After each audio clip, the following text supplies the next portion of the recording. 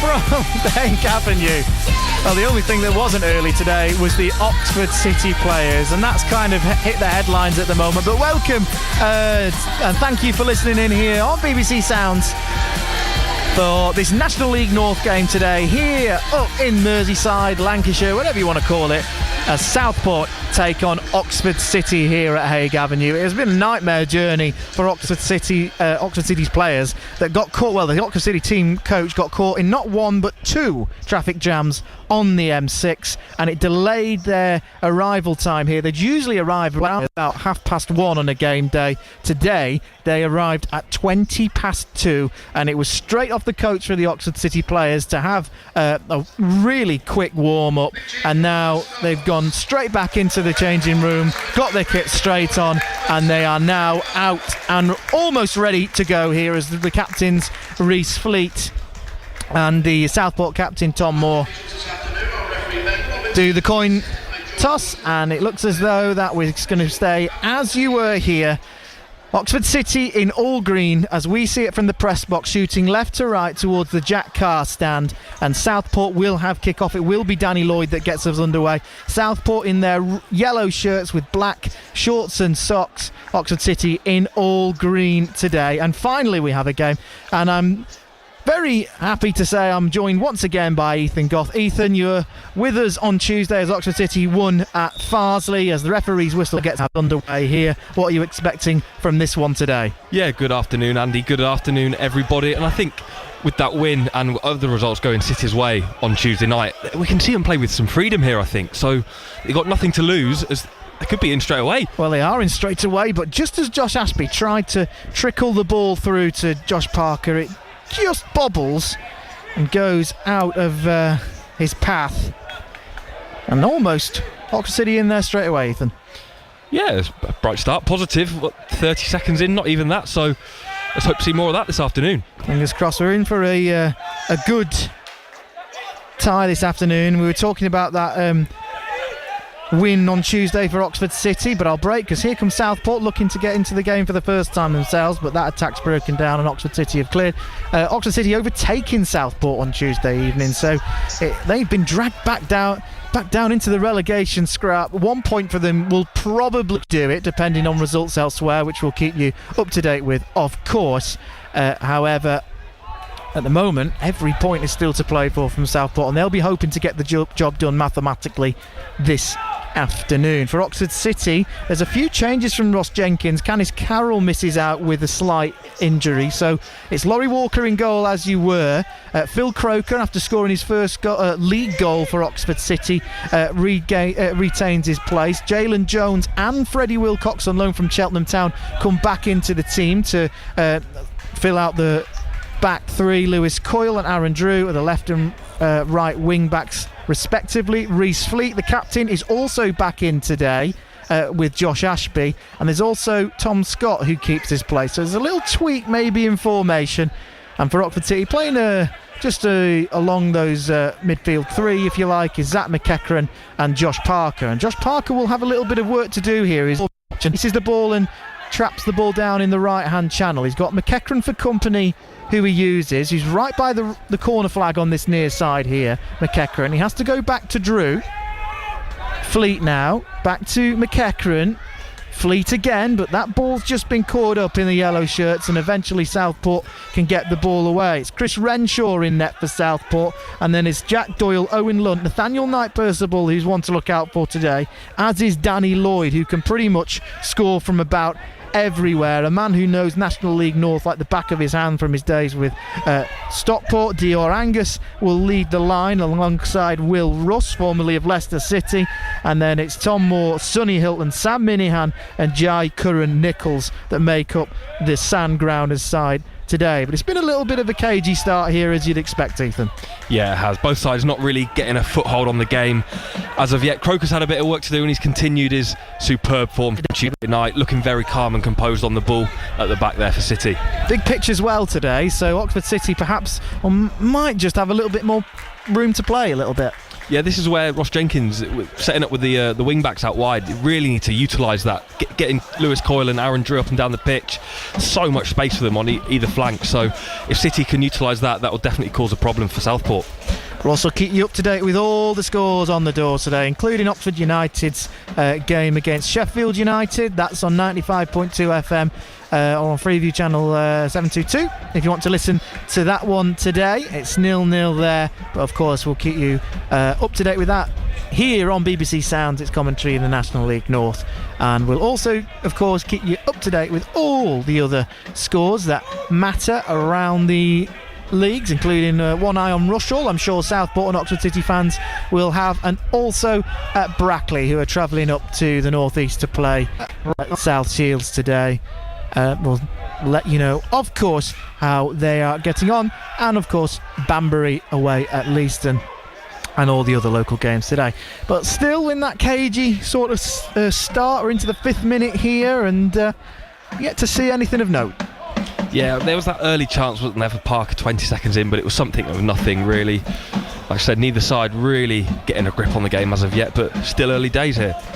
Still very early days, and that ball is sloppy from Southport. It's a long ball over from the right wing to the fullback, the number 3 Jack Doyle, but it's gone way past the fullback and gone out for a Oxford City throw-in, which Aaron Drew will go over to take. I just wonder how that delay in getting to the ground will have affected Oxford City, Ethan, because, you know, being on the coach for 4 or 5 hours, you know, it really does take the nip out of your legs as Josh Parker goes for the spectacular, trying to keep that ball in, but he couldn't quite do that. But it does take it out your legs. You know, there'll be a bit of rustiness in that team out there today, and a few players that haven't played for a while. You just hope that the players don't get injured either. How, as a footballer, you've been there and done that. What do you think that? Well, what impact will it make? Mindset's key here. It's about how you start, because that sets the tone for the rest of the game. If you start with a sluggish and slow start early on in this sort of opening 10-15 minutes, that can really set the mood for the rest of the 90. So it's important that they get off to a bright start and shake out any cobwebs that they may have obtained on that coach ride up. Well, they're doing a good job of it at the moment, as City have perhaps started slightly the brighter of the two. Zach McEachran gets a kick in for getting in ahead of Danny Lloyd there, and Oxford City win a free kick inside their own half in the centre circle, which Ashby will take short to Reece Fleet, the Oxford City skipper, who is back in the side today. Ross Jenkins, perhaps after that win on Farsley, just has a little bit more leeway with Oxford City's gap to the bottom 4 extending even further. So perhaps it is a good chance to get Jalen Jones back into the team after he joined Guyana on international duty, and Freddie Wilcox, who's still on the way back from his hamstring injury. You may even be able to pick up the wind up here, of course, at Southport. We're right by the sea, and rather apt that on Grand National Day, you know, we're at Southport, we're on the beach, red rum, the infamous red rum, used to train, Ginger McCain, Oxford City. They're a team that are certainly going strong into the final furlong here, and 3 points today would go some way in making their season even better, as a mid-table finish isn't out of the question. I can't promise that's the last of my Grand National cringy jokes, but here come Oxford City down the right with Drew, tries to help it on into the box, but it in the end bounces into the arms of Chris Redshaw. 7 minutes in, still not too much to talk about, Ethan, which is where the terrible jokes are coming from, but I'd have to say I think Oxford City is slightly shading these early proceedings. Is that something you'd agree with? I think so. At the two sides, they've probably started the brighter. Like I said at the start, they've got nothing over them now to play for, so there's the freedom of, you can go and express yourself, and when that pressure is lifted off of you, sometimes those passes that may be a bit cagey, a bit loose because of expectations, they find their man, skills that you may try that you wouldn't normally. So I think we could see a good performance here from Ross Jenkins' side. Well, they're pressing well at the moment, but at the moment Southport just about surviving the City press. They've put some loose balls in, but like I say, it's a big pitch here at Southport, so there's a little bit more leeway to pick up on a loose ball if you do make a mistake. It's a lovely ground here at Haig Avenue in Southport, a very established club up here in Merseyside. Will just chase Mike Percival there, but the ball goes out to Jack Doyle, and Again, they'll just play their way out here, Southport. They've got some decent footballers here, and here's one of them, Sonny Hilton, but they've given the ball away, and now McEachran is let through on goal. Can he beat one? Can he beat two? He gets to the edge of the box, and his shot cannons back into the back of the number 18 Hilton. It's a cross in towards the box, and Parker flicks ahead at it, and it goes out for what would have been a goal kick if the linesman flag wasn't up for offside. And that's the first real glimpse of a chance that we've got, and again it's fallen to Oxford City, Ethan. Yeah, and it's that man again, Josh Parker. He seems to really be the outlet, which, well, he has been all season, hasn't he? So they've been trying to feed it into him early on, and the ball's over the top, not quite coming off every time. That one did find his head, but as you said, just strayed offside, so nothing would have come in it had he put the ball in the back of the net anyway. Still, we continue here without a goal. A long way to go, though, but Southport, with Jim Bentley at the beginning of the season, were absolutely fine. They were somewhat of a surprise package, and they were really solid under Jim Bentley, but just a few weeks ago he was relieved of his duties after a poor run of form. And they've still not replaced Jim Bentley, Southport, so it's the interim team that are in the dugout today, but it did have the desired effect as they won they lost at Marine, which meant that Jim Bentley was given the sack, if you like. But I'll pause, because here come Oxford City again through the middle of the field with Ashby. His pass is just cut out by Sam Minahan before it could fall into the feet of Lewis Coyle. But here comes Southport through Minahan down the right hand channel with Danny Lloyd. He goes one way and then the other past Freddie Wilcox, but it's an inch perfect challenge from Reese Fleet to stop the counter attack. And already the ball is toing and throwing here between the two sides, and Southport looking to land their first blow of the game. Here's Doyle now, Angus all the way back to Knight Percival, and they'll start again round the back. What I was saying is that just a few weeks ago Southport looked safe and sound, and then after sacking Jim Bentley they picked up what looks like a priceless 3 points at Rushall. As soon as they won that, they've been on another sort of winless run, but you never know. Stranger things have happened. They could get dragged back into this. You just never know, do you? There's a long way to go in this National League North season. City, though, starting to find their groove and shaking off that rustiness from the coach journey. And this big pitch is giving them a lot more space to play, and that is suiting the Hoops a lot more than in usual games that are more battles. And Croker is marauded forward to find Scott, and he unleashes a shot towards goal. Just interesting there. Scott had so much time on the ball that he could have kept going probably a few more yards to get a better sight of goal. But it's interesting that Southport, the defence just backed off from him there, about 35 yards out. Well, Tom Scott is, as we saw on Tuesday, he'll have a go from there, and he didn't come far away against Farsley, but it was worth a go, and in the end his shot just drifted to the right of Renshaw's goal, but didn't really trouble the goalkeeper at the end of the day. There has been a goal in another game towards the bottom. It's Alfreton Town 0, Rushall Olympic 1. Austin Samuels with a penalty in that game. So that is shaping it up at the bottom, and now they, as it stands in the table, they've overtaken Needham Market, Rushall. So could they be springing the great escape here? Ball again toing and throwing around there. Knight Percival will shake off a few challenges to find Hilton. He comes forward and then again just plays the ball behind Angus. He has to backtrack to keep it in, but he has done. And now Southport will try and build an attack from the left wing here with Angus, who keeps going forward. Scott prods the ball from underneath him. It's saved by Jack Doyle, the left full-back. Back into the number 4, Owen Lunt, still bouncing around there. Ashby gets a touch on it, but Sam Minihan is there as well before Josh Parker ploughs through the Southport midfielder and gives the free kick away. It's taken quickly though, but City defending well here. Drew will pick up on it and prod the ball down the right, perhaps giving himself a little bit more work to do than he needed there, and it will bounce out for a goal kick. This game's just started to find the tempo, isn't it?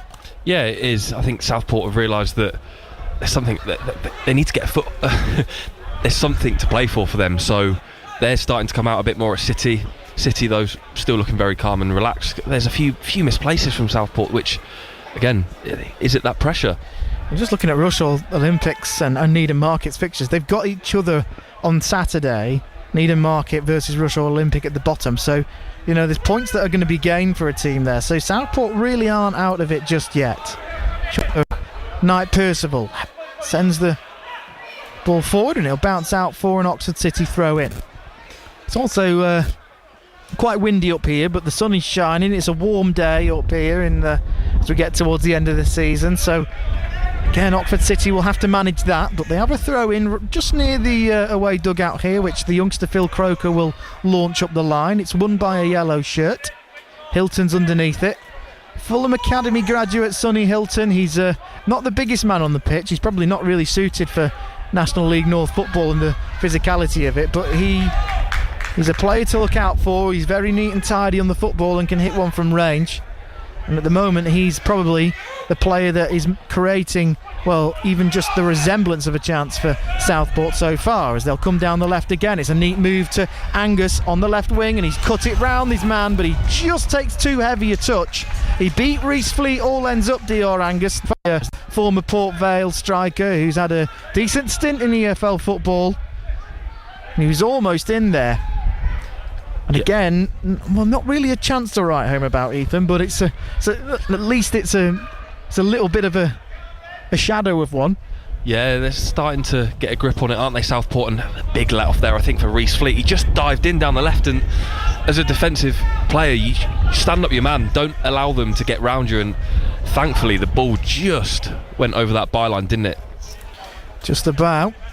But we're right at the top of this real grandstand at Haig Avenue, which is a brand, well, I'm not sure if the stand's brand new itself. It looks quite dated, but however the seats are new and they've really given it a fresh lick of paint. It's a brilliant view as well, and it's a fantastic football ground. It's a proper football ground with the terracing on well, wherever we look here, but it's got the feeling of though it's a sort of game, whereas in reality it's far from the truth.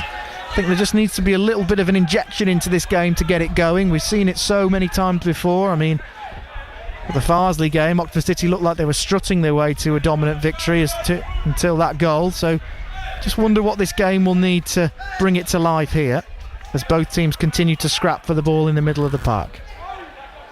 Laurie Walker now, the Oxford City goalkeeper. It's not a great clearance, and it's picked up on by, well, I was going to say it was picked on by Lunt, but he's given the ball away, and now McEachran will charge down the middle. Ashby for company. He parries it into the path of McEachran, but it's brilliant defending from Sam Minahan, who manages to backtrack and just pinch the ball off McEachran's feet, because if he didn't do that, Oxford City would probably have been 1-0 up. Yeah, it was neat and tidy there from Ashby and McEachran, both linking up with the 1-2 about 20 yards away from goal. I thought it was just enough from Ashby. It was cute and clever, wasn't it? Just lay it into the path of McEachran. Unfortunately, the number 10 couldn't take it under his spell.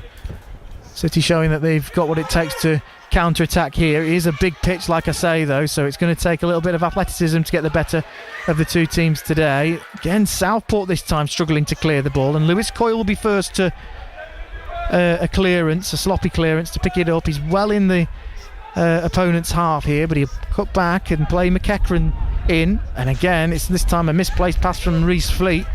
Goes out and past the toes of Lewis Coyle for a Southport throw, and that's really been the tale of the first half so far. 16 minutes on the clock, and this game is lacking a little bit of quality at the moment. Yeah, it certainly is. Just a bit of calmness and composure is needed from both sides. Just take your time on the ball, take a touch. Sometimes they're almost playing too quick, trying to rush things and force it, which is inevitably leading to errors.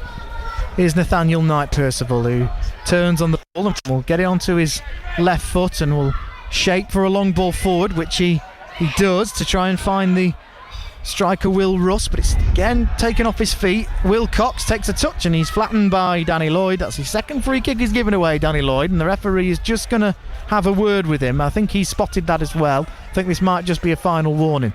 Well, it looked like Josh Ashby was holding up 3 fingers there, saying that's his third one. You're going to have a word with him, ref, which... I must have missed one. Me too. Josh is obviously seeing things that we can't up here.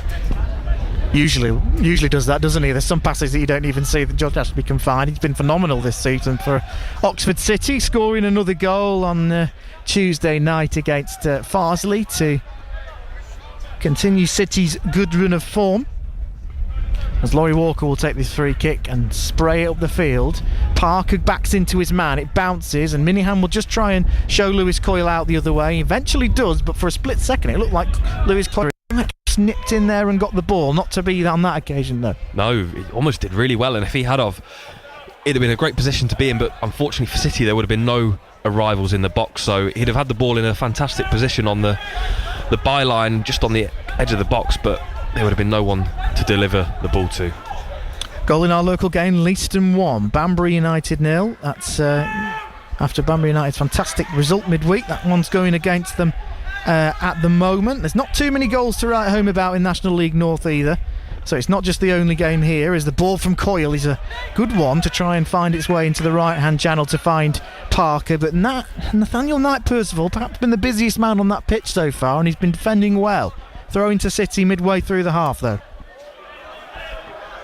Just in our other games, still 0-0 at the Kassam Stadium between Oxford United and Sheffield United. And Drew, he skipped in ahead of his man there, and again he just right keep the ball in play there, and it goes out for a goal kick. But again, we've probably got the worst possible view. It seems as though that's happening a little bit too often there for Aaron Drew. He's doing his best to bust a gut to keep the ball in, but he's not really getting the roll of the dice, if you like. Is it the wind just taking the ball away from the edge of his foot, which when the conditions are so different to what you'd normally play in, it really can make a difference. And we've seen how the ball is spinning and flying through the air, and it certainly is a windy day. Well, Reece Fleet just goes for the ball there and air kicks the football and gets away with one there. As soon as the ball bounced, it fell to Ashby, who was fouled. Free kick to Oxford City, again within their own half here. And as we trickle over the 20-minute mark here at Haig Avenue, we're still waiting for that little bit of something to bring this game to life. It's well contested, it's a little bit cagey. Oxford City just shading proceedings early on, but not really had too many chances to write home about. It's almost, semblance of chances as Croker hits it long to Scott. He takes it down well, and he'll try and run into the right-hand channel. He's got Drew running amongst him, and in the end Jack Doyle is first to the ball to hit it out of play for an Oxford City throw-in, this time deep within the Southport half though, and Parker, Scott, who's just applauding the long ball from Croker there. Chance here for Oxford City if they can pick somebody out. Aaron Drew's just waiting to take this one as the wind continues to blow a gale. Parker back towards goal, he finds Fleet, back to Drew, can't move the ball quick enough to find McEachran, and again it's cut out for a throw in. City inching up the field though now. Drew, Fleet gives the taker of the ball back straight away, but it's a poor touch from Drew, and Southport just about keep the ball in play, and they'll play out here. Danny Lloyd takes a touch and finds Lund, the striker, who's got his back towards goal, and he'll just help the ball on to Owen Lunt here. And Southport coming forward here as City players can't get back to defend, and the ball goes right in front of Dior Angus, just in front of his toes again. Not a chance, but that's the closest that Southport have come to creating something this afternoon. Maybe just a sign that Oxford City have to be careful on the counter. Yeah, and it's a big pitch that will open up the spaces, especially with the wing backs. It's all right attacking and being positive with Drew and Coyle on either flank, but that with them getting forward, it then exposes you in behind down your own wing. So Drew almost got beat on the inside there, but I think did enough just to put his opposite number off there. Tom Scott wins the flick on from Laurie Walker's goal kick, but it goes straight out for a Southport throw in. I think the atmosphere is suffering from this first 22 minutes, but there's a group of Southport fans that are making a real racket with their drum behind the goal as Jalen Jones clears his line. Ball goes straight back, and Danny Lloyd is appealing to the referee that he was held by Freddie Wilcox. He was, but the referee's not seen it. Great to have Freddie Wilcox back, the loanee from Cheltenham Town. He had to really wait to get any sort of minutes or a semblance of minutes for Oxford City, but as soon as he did, his first game was actually in the 4-0 defeat away at Needham Market, which is perhaps Oxford City's lowest point of the season. However, that performance basically gave him a marker to push on from, and then he was in the squad ever since until that injury against Buxton. But he's back again today, and he's going to have to do some defending against some of the league's more livelier players. A long ball forward again, bounces. Croker goes shoulder to shoulder with the number 24, Will Russ. Russ has won that battle. bounces off Russ again, and Croker just turns and has to play it out. Maybe showing a little bit of inexperience there, Croker. He's been good, but he was just caught out there by Russ. Throw into Southport. It's the basics, isn't it? Don't let the ball bounce as a defender, and Croker did, and almost let Southport in. I'm surprised they didn't get a shot off, but it's a great opportunity to hurl the ball into the box here. Well, that's what's going to happen because everyone's in the box. There's no short option for Doyle. He launches it into the box, and it's eventually headed away from Phil Croker, who has been pretty much faultless in his last few games. I mean, he scored his first goal in the National League North on Tuesday night, and he's just having a word with Laurie Walker, who's beckoning the instructions at the Young City central defender. Again, Russ goes into Croker, who goes down. Free kick given. And it's a good opportunity now for Southport to swing across in towards the box. It's almost in line with the box, if you like. But it's just towards the left, and straight away Sonny Hilton is going to go over to take this. It's going to be a right-footed sort of in-swinger, whipped cross if you like. And Oxford City are just having to sort out the defensive line here. We might have the best chance of the game so far if they can play the cards right here, Southport.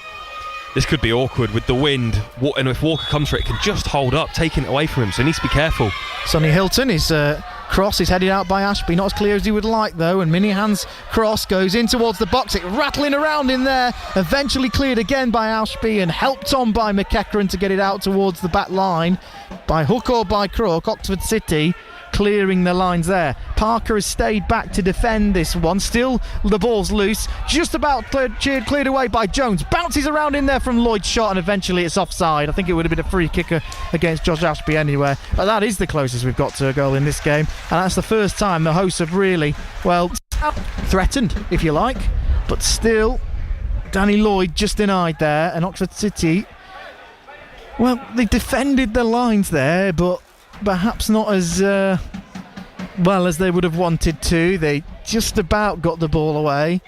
Midway through this first half, 25 minutes on the clock, Southport 0, Oxford City 0 here at Hague Avenue in National League North. It's another point for Oxford City as it stands, but that's the closest we've had to a goal so far in a half that has really suffered for a little bit of quality.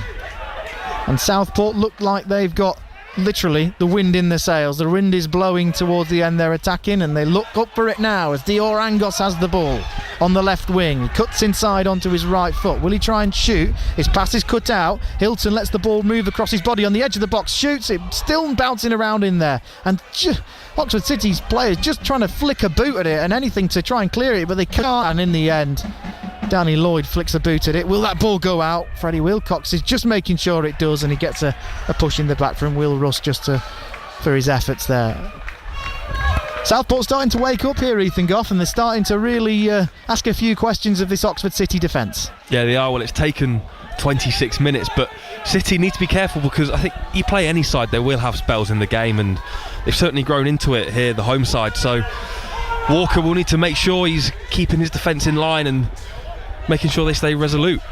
Still 0-0 here, still 0-0 at the Kassam between Oxford United and Sheffield United, but there's been a goal at the bottom end of the Championship. Plymouth Argyle leading against Norwich City, so still that bottom of the table continues to get tighter and tighter. Could they have a say? Who knows? But there's the scores there. Preston also beating Stoke after the earlier results in the Championship. Croker heads the ball forward again. City just trying to regain that pressure that they had in the early stages of this one. Clip down the left, the ball stayed in, it bounces, and Jones just about heads the ball away, and it's really good play from Croker to do the same. Again, it's a little bit of head tennis there as both teams just jostle for possession. Parker gets the ball, helps it on to Drew. It's a rather powerful pass, but it's just about taken by McEachran, but the ball again is turned over, and it's with the goalkeeper here, Renshaw. Fleet just wiggles away from his man. He was being pulled by Sonny Hilton, but he manages to again flick the ball. There's a lot of sort of it's almost like they're making it up as they go along. They're just trying to get that boot on the ball. Oh, and Josh Parker, he's turned Jack Doyle, and he'll run into the right hand channel. Good cross from Parker for McEachran, and I think McEachran had a little bit more time than he thought there, as the ball landed to him from Parker's cross. He took a touch and shot straight away when really had a little bit of space inside the box there, and perhaps should have made Chris Renshaw work to make a save. He couldn't though on that occasion. It bounces straight into the goalkeeper's midriff, and it's a missed opportunity there for Oxford City. It's going to be interesting to watch that back, because it did look like McEachran had an awful lot of space there.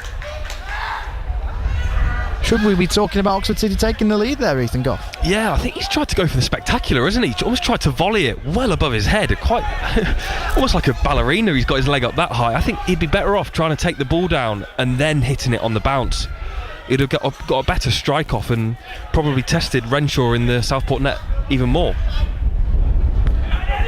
Throw in taken, headed away by Croker. Dior Angus helping get, as does Lloyd, to Minihan, the right back, formerly of Stockport County. He was a really big fan favourite at Edgeley Park and was a big part of the Stockport team that got them out of the non-league system and back into the Football League, and the club haven't looked back since.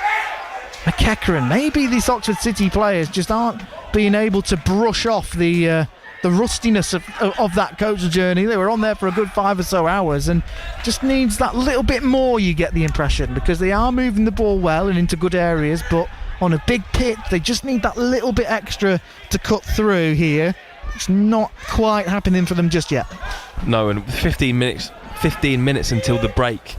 If they don't start kicking into action soon, I expect that half-time team talk from Ross Jenkins will be pretty fiery to try and almost put a rocket up them to get them going. Again, Southport, they don't look confident when they're clearing their lines, do they? Another kick goes straight for an Oxford City throw-in. Well, straight away, Aaron Drew gets the ball, and Jalen Jones, you were talking about him not being in the team on Tuesday, he is today, and he's going straight into that 6-yard box to attack a throw-in. So this is going to one place and one place only for Aaron Drew, into the box. It does, it evades Jones. Ashby wins the flick on. Who can get there first though? In the end, it's Knight Percival, the Southport centre half, and he kicks it out the ground for another Oxford City throw in. Will we see some of the same?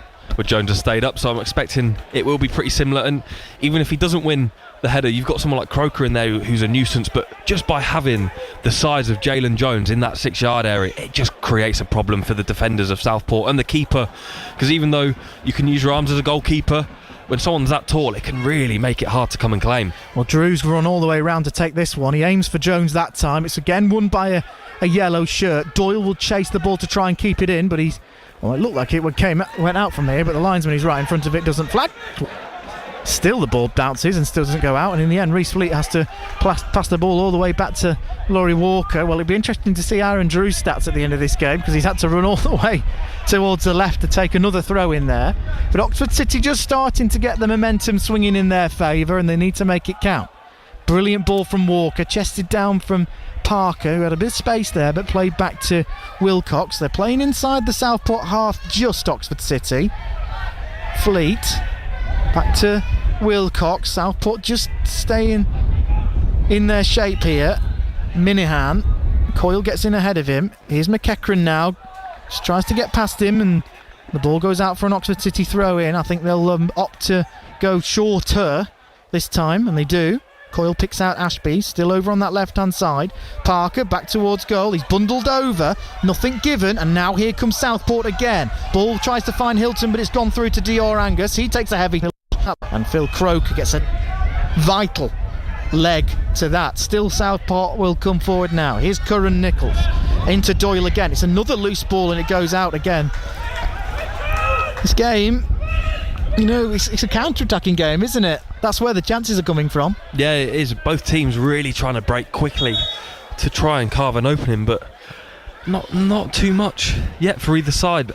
Again, it was sloppy from Southport there. Just a ball sideways across the pitch that can't find a man and runs out. Throw into Oxford City though, and Phil Croker will take down the line again.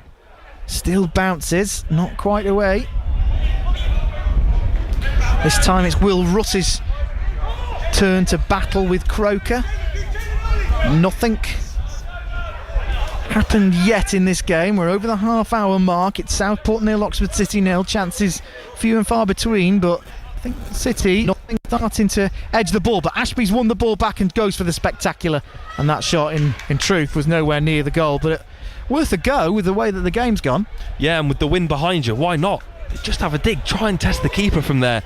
You never know, you hit one of them, 1 out of 100 times it goes in. Unfortunately, it wasn't that one time today. It was speculative, Ashby, who picked up on the ball and it bounced and he smashed one towards goal on the half volley, but in the end it was a little bit tamer than the power that the ball needed to test Chris Renshaw in Southport's net, and in the end bounces past his right hand post and goes out for a Southport goal kick. I was saying, Southport 0, Oxford City 0, still 0-0 at the Kassam as well between Oxford United and Sheffield United, the league leaders, or were the league leaders until this lunchtime. They'll be looking to get back towards the top of the tree. Parker, he's picked up on the ball before it goes out, and City can make something here. He's picked out Coyle, first time header into McKeck, made it back to Ashby. That was a better opportunity. Again, didn't trouble Chris Renshaw, but that is the best chance of the game again. I keep saying that, but City are coming closer and closer now. Left-footed shot from Josh Ashby. Brilliant ball over from Parker, and one-touch football between Coyle and McEachran to set up the City central midfielder. But again, Ashby on his weaker foot couldn't quite find the target there, but that was the best move and chance of the game there, Ethan Goff. Yeah, it certainly was. It was great play down the right from Parker, wasn't it, to keep the ball in play and keep City on the attack. Fired in across to deep to Lewis Coyle, who set it down brilliantly with his head. I think it was to Zach.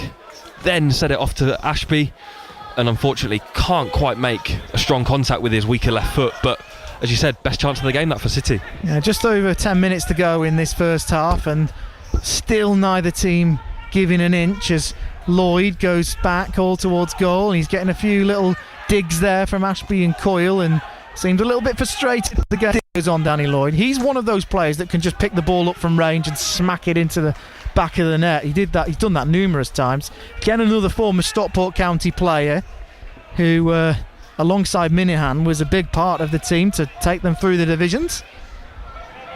He's one to look out for today again.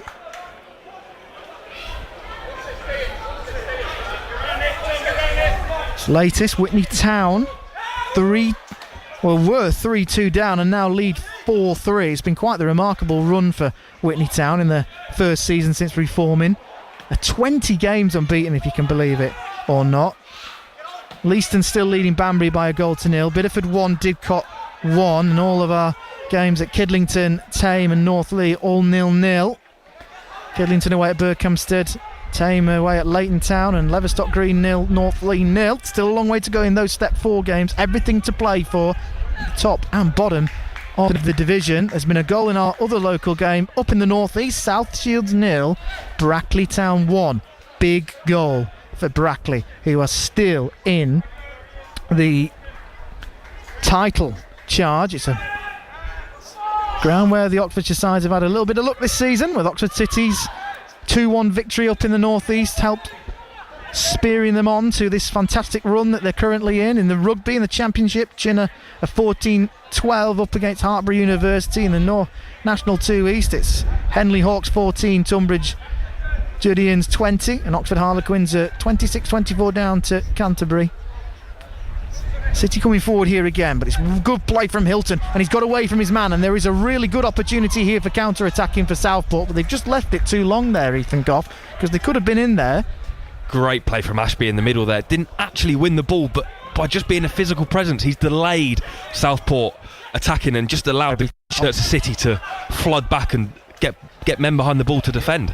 Big goal at the Kassam. Oxford United 1, Sheffield United 0. Dembele putting the Yellows 1-0 up there. That's live on 95.2 FM on your DAB digital radios there. What a goal that is for Oxford United. Big lead there. That's over on the 95.2 DAB digital radios with Jerome and the team there if you want to listen to this one. Here on BBC Sounds, it's National League North coverage. Southport 0, Oxford City 0. The goal's starting to go in here. The deadlock, I think we can start calling it now, hasn't been broken just yet. But that is a big goal from Dembele and Oxford United. Big goal at both ends of the table, that is. I think as a Leeds United fan you'll be relieved to hear that as well, Ethan. And yourself as a Burnley fan. Absolutely. Absolutely. Still here though, we could do with a goal because there's not really been too much to write home about so far.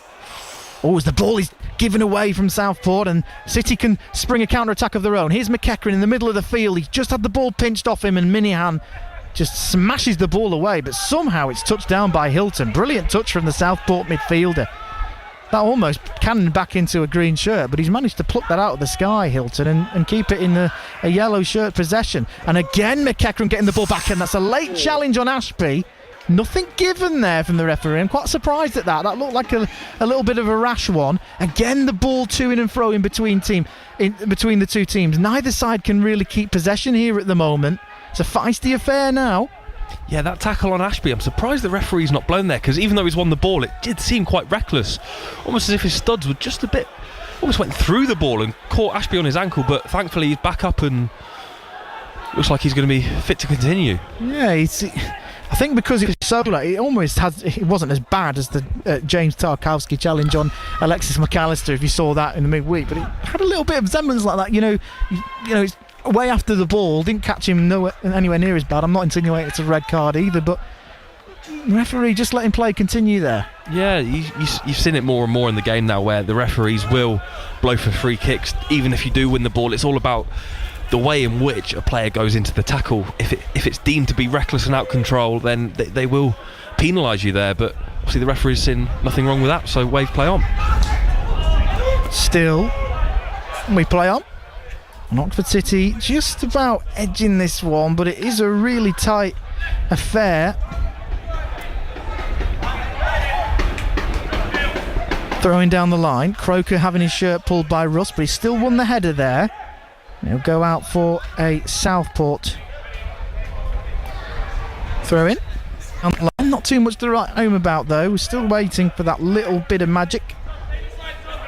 Throwing down the line, Croker wins the header. It's won back and then cleared away from Ashby. It's a much better clearance, but it's straight into Knight Percival, and his pass is again cut out by Scott. They're being rebuffed every time they come forward at the moment here, Southport.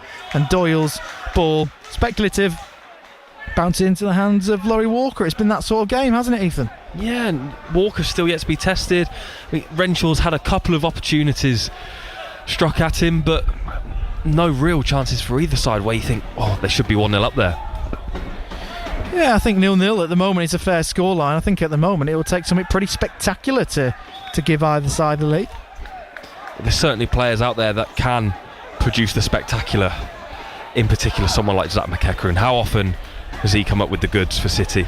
5 minutes to go till half-time. Still Southport 0, Oxford City 0, and they're still coming forward here, the Sandgrounders. And the referee's seen a free kick somewhere. Ashby sort of gives the same reaction as me, if you like. Didn't quite see that, but there certainly has been a foul in there somewhere, because Owen Lunt's taken a little bit of a kick in. Perhaps it's a bit of a delayed reaction, but those can be quite sore. But this is a good free kick from range, and they have takers that can hit the target from here, Southport. They might just be about to see Laurie Walker called into action here. And Danny Lloyd, in fact, is not even where the first foul was, where Lunt was down. It's right over on that far side, actually. But it's still a chance to cross it in from Lloyd, who, again, has got a good range of passing. Yeah, I think Lund maybe just caught one. He seems to be holding his back, whether it was an elbow or maybe even something like Ashby's hip as he's run past it. But in the manner that he went down, he did pick up, obviously, a knock, and the referee's in a much better position to see it. Left-footed ball. It's not a bad ball, but it's headed away. But the first man, Ashby, back to Minihan. That's going in back in towards the box and over towards the right. It just swizzles around in the wind, and Coyle smashes it back down. Minihan will be chased by both Josh Parker and Tom Scott, and opts to go back from Renshaw. Great pressure from City, because that means their players and the defensive line can inch up the field. Croker wins the header, and McEachran's evaded the offside trap, but luckily for Southport, Knight Percival is there to mop up before the City talismanic midfielder can run onto it. Starting to get a little bit more end-to-end here now as Lloyd has found his man. Hilton's in here, big opportunity, goes down, referee doesn't give anything. Well, that is the closest we've had to a talking point. I think it would have been a pretty soft penalty if it was given, but City still coming away here now, and they're looking to capitalise on this moment of chaos, because they have the ball with Coyle on the left. This game just about starting to come to life, in towards the box, and it goes over their head of Tom Scott. First question, Ethan Goff, penalty or no penalty? It's definitely a 50-50. I think it'd have been harsh, like you said, to be given as a penalty, but in those areas you can't dive in and cause. You're giving the referee a decision to make, and as soon as you do that, it could have gone either way. For me, no penalty, but you've definitely seen them given before. Well, he's definitely tripped there, wasn't he, or something? Because Hilton, there's no way he goes down there when he was in that sort of position. Because, well, you score if you're on your feet, you score, don't you? Yeah. And just the chance before that potential foul, I think it was Croker recovered well, just got back enough to put off. I think it was Minahan in there.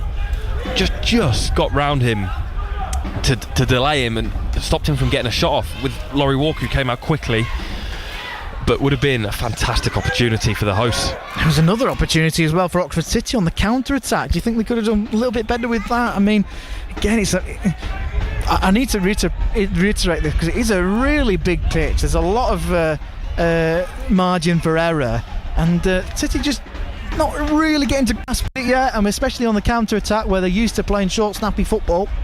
Well, in the last 10 minutes, that's where the pitch size will really, really be shown, because fatigued legs will come into play and it will stretch the game, and it could be really back and forth. I mean, it depends on the scoreline come the 80th minute, but that could really be the difference late on. Renshaw's goal kick is headed back by Ashby. Again, Parker and the number 3, Jack Doyle, going head to head, both going down, 6 of one, half a dozen of the other. Nothing given here. Ball headed in the air. Scott again goes with Doyle. City just getting the ball through Fleet. There's only one. Oh, it's a bad back pass, and Lund's through. Brilliant goalkeeping from Laurie Walker there, because that was almost a mistake from the Oxford City skipper, and it almost gave Southport an absolute golden opportunity to score there. It is a let-off, isn't it? There's 1 minute of added time here, but wow, that was almost very much look behind the sofa if you're Reece Fleet moment, because that really was brilliant goalkeeping and alertness from Laurie Walker to come rushing off his line and clear that just before the striker could sweep in and have a shot, which would have undoubtedly been a goal. Let off is the perfect word there, Andy, and fantastic from Laurie Walker to stay alive and alert there to the underhit back pass. I think it was a mix of it being underhit from Fleet, but also the wind not taking the ball back to his goalkeeper, and thankfully he was out superbly to clear away.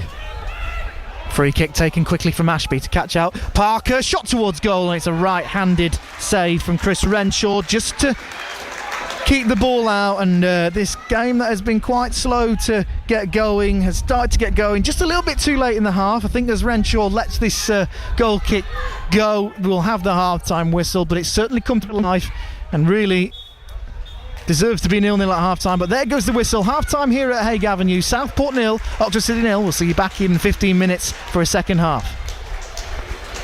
Brilliant save 8 minutes later from Campbell, when somehow he saved the ball with his feet and got it round the post. And Sheffield building the way they want to and causing United a few problems. And then up stakes a Will Vauxhall. Long throw from the right in front of the Sheffield United fans who'd given him a pretty tasty reception, the former Sheffield Wednesday man.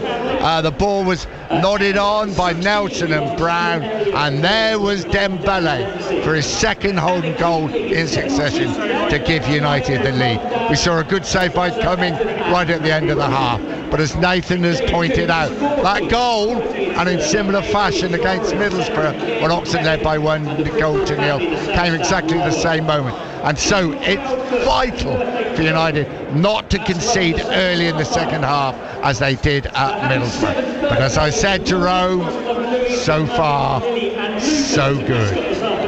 81333. Start your text with the word Oxford to have your say on WhatsApp 08000 321 333 with Oxford at the top of your message. Got Wasn't It the Game lines open 0808 100 9100. We'll take the calls live after 5 here. Half time, halfway there. Oxford United 1, Sheffield United 0. Your team always live with our team. Bedlam at the Kassam Stadium, and Oxford United dance with delight. Bringing Oxford United fans together. History to be made. such a joyous season for Oxford United. BBC Radio Oxford Sport, the official broadcast partner of Oxford United. It's already feeling like a long day, isn't it? Oxford United and Sheffield United doing battle at the Kassam Stadium. Blustery, sunny afternoon in Oxfordshire. Oxford United, a goal to the good. Vauxhall will launch it in. Keeps it away from the keeper. Flicked up in the air by Nelson. Up goes Brown, who gets a touch on it. Dembele's done it again! Will Vauxhall is celebrating in front of the Sheffield United supporters. The Oxford United crew, apart from him, are all down in front of us. The long throw has done it again, and Siriki Dembele has scored his second goal at home in 2 matches. 1-0 Oxford United. So that's the way of it here at the Kassam Stadium. Elsewhere in the Championship, the results from earlier: Coventry 1, Burnley 2, Luton 1, Leeds 1, and Sunderland won 1-0 at West Brom. Half times: Bristol City 2, Watford 0, Millwall and Pompey locked at 0-0. Plymouth 2, Norwich 0, Preston 1, Stoke 0, QPR 0, Cardiff 0, Sheffield Wednesday 0, Hull 0, and Swansea 0, Derby County 0. I'll talk about the Premier League and the other matches in the EFL shortly. Our BBC Sounds commentary is Oxford City's game at Southport. Half-time, Andy Gate. Yeah, nothing really to write home about at the moment, Jerome. Southport 0, Oxford City 0 at half-time. And Oxford City's players perhaps not just being able to shrug off the rustiness of the late coach journey. They arrived just 40 minutes before kick-off in the game today. Really not too many chances. The only 2 slight, semblances we've got to having a goal was when a Reece Fleet back pass was capitalised on by the Southport striker Will Russ, but Laurie Walker was alert to the danger to come rushing off his line and clear the ball. And then just up the other end, right before the half-time whistle, Josh Parker swiping at their shot, which was fairly easily saved by Chris Renshaw. Need a lot more quality in to get him to break the deadlock, you feel, but at half-time it's Southport 0, Oxford City 0. Thank you. At the top end of National League North, Kidderminster goalless at Buxton last we heard, and Scunthorpe goalless at Radcliffe. So can Brackley capitalise? They're at South Shields this afternoon. Mickey and Otter. Half-time, South Shields 0, Brackley Town 1. Brackley, though, lacking fluency in this one. Shields, like terriers, snapping away at their heels. Hall, Lowe and Roberts pose a threat going forward, and potent at set pieces. Gareth Dean close with a header. The Sandancers came close twice within a minute. Johnny Maxted at full stretch, simply superb. First, Paul Blackett turned his man to see his shot turned away, then low down, denying Shepherd's header. Blackett, 22 goals this season, a constant thorn for the Saints. Also their pace going forward. The goal came on 36, Little's cross. Dean at the far post knocked it back, for George Carline to slot home from about just 2 yards. You get the feeling we've seen the best of Shields, tenacious, quick. Their pace, like I said, a real threat. While Brackley, sloppy at times, and really yet to go through the gears. But it's good news here, unless you're a Geordie. South Shields 0, Brackley Town 1. Thank you, Mickey. Southern Premier Central, Leiston 1, Banbury United 0. Division 1 Central, Leighton 0, Tame United 1, Berkhamsted 0, Kidlington 0, Northley a goal down at Leverstock Green. Riddick got the Tame goal, by the way, at Leighton Town. 1-1 between Biddeford and Didcot in Division 1 South. Cook with his first goal for Didcot to equalise in that game. Right, let's tell you what's going on in the Premier League and League 1 and League 2 this afternoon. Early kick-off in the Premier League. Everton 1, Arsenal 1, a result. Palace 1, Brighton 1 is a half-time.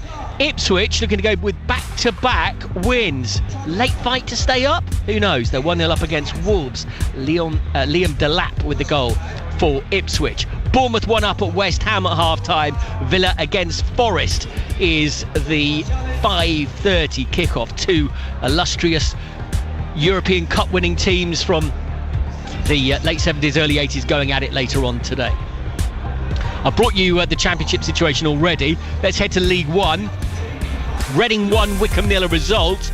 Wrexham 3, Burton Albion 0 also a result. Half times, Birmingham 1, Barnsley 1. Barnsley been down to 10 men since the 3rd minute, but have levelled in the game after Jay Stansfield put Birmingham in front from the penalty spot.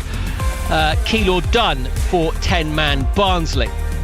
Bolton 0, Bristol Rovers 0 is a half-time. Charlton have been going so well of late. 1-0 down at home to Lincoln at the Valley. Exeter 0, Stockport 2.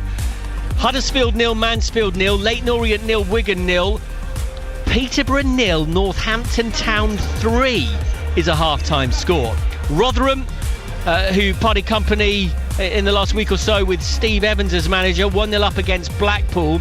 Shrewsbury 0, Cambridge 0 is a half-time score. Michael Appleton, of course, in charge at Shrewsbury until the end of the season, and Stevenage leading Crawley by a goal to 0 in what used to be the Steve Evans derby, and may yet again be. League 2, Cheltenham 0, Doncaster Rovers 2 is a full-time score. Walsall's stuttering end to the season when they've been flying high at the top of the table for so long continues. Port Vale have done them again, 3-2 winners at Bescott. Tranmere 4, Chesterfield 0, also a result. To the half-times, Wimbledon 0, Harrogate 0, Bradford 1, Crewe 0, Bromley 1, Accrington 0, Carlisle 1, Newport 2. Colchester 1, Notts County 0, Swindon 1 up at Fleetwood through the former Oxford City man, Shamanga. Grimsby 1, Morecambe 1, MK 0, Barrow 1, Andy Wingside going well on the road again. Carl Robinson's Salford, who were done by Andy Wingside earlier in the week. Carl Robinson's side today, 2-2 against Gillingham. Gillingham now managed by Gareth Ainsworth. I'm pretty sure those two who did battle once at Wembley in the 2010 League One playoff final will be going at it again. So that's the situation elsewhere this afternoon. You can have your say on the text 81333. Start your message with the word Oxford. Get involved on WhatsApp 08000 321 333. Here's what you're saying to us this afternoon as well on X. I'm scared to type anything, says Pete, as we love to throw away leads this season. But that was better than the first half against Borough for me, and Cummings been immense. The long throws will keep us up. What a spirited performance. Come on you yellows, say Thompson and Terry. Also coming through on your socials and on WhatsApp and on text messages. You wouldn't think we're poles apart in the table, says Melbourne Adam. Nail-biting second half, though, is incoming because of previous performances. And Breed says, Luke, strong first half performance, but we've been here before. Fantastic half of football. Everyone's on it. It's been excellent. It feels like the opening day against Norwich, says Toby. It's the best we've been for weeks. This was the side that were top of the table at the start of the day. Tough ask, but let's not lose it from here. We have to do. We have the players to do it, but we have to remain at our best, says Wrexham Yellow. 81333. Start your text with the word Oxford. 08000 321 333 with Oxford at the top of your message. X, we're at BBC Oxford Sport and wasn't at the game from 5. 0808 100 9100. So Nick, as we wait for the teams to come out for the second half here and get our radio commentary back underway, what the two managers said at half-time is now going to be critical, because we talked a lot about the moment Oxford United scored being the same as the Middlesbrough game. What they can't afford to do is a rejuvenated Sheffield United, who I'm sure will be sparked up by Chris Wilder. They can't afford to succumb early in this second half. No, I'm surprised I haven't heard Chris Wilder shouting from here in the opposition change room. He will be disappointed with Sheffield United. No, United have got to remain very firm. Especially in those early stages. Sheffield United are going to come at them. They've shown flashes of what a good side they are. United have defended very well indeed, and Cumming, the goalkeeper. Well, we talk about Cooper at one end. Cumming today, once again, has been absolutely superb. It's going to be a rather nervous 45-50 minutes, Jerome, and you're already looking nervous now, and I certainly am. Yeah, I think this will be, whatever happens now, it's going to be crucial, isn't it? It's going to be nauseous. It's going to be crucial, because I think, as we said at the start, before the game got underway, if anything, United get anything out of this game, it would be a terrific boost for their battle to stay in the Championship. And they have matched Sheffield United. Sheffield United plays some decent football, but Oxford very direct in many ways. Dembele I've been very impressed with defensively and going forward, and he's got a lot of critics and he hasn't had a good season for Oxford, but he's done well today. He scored the goal. and Plaeta's always going to be a dangerous down the flanks. And Harris, I've got to give him some marks, but for what he's done. At the end of last season, a certain Oxford United left winger came good and got them into the Championship. Maybe Dembele, the same thing is going to happen for him. Rugby score for you at half-time. Hartbury 17, Chinner 14 in the Championship. In the Football Championship, Oxford United 1, Sheffield United 0. Over on BBC Sounds for the next hour or so, you'll get the second half of Oxford City's game away at Southport. That one is 0-0. On 95.2 FM, digital radio, Freeview channel 714, and on OUTV. You've got the second half of Oxford United against Sheffield United, live next. Every kick, tackle and goal. And Parker cuts inside. Parker's in here. And City have made it 4-0. All the action is just moments away. And it's been taken. All the goals running in. Banbury United, champions of the Southern League, Premier Division Central. And we are underway. This is BBC Radio Oxford Sport.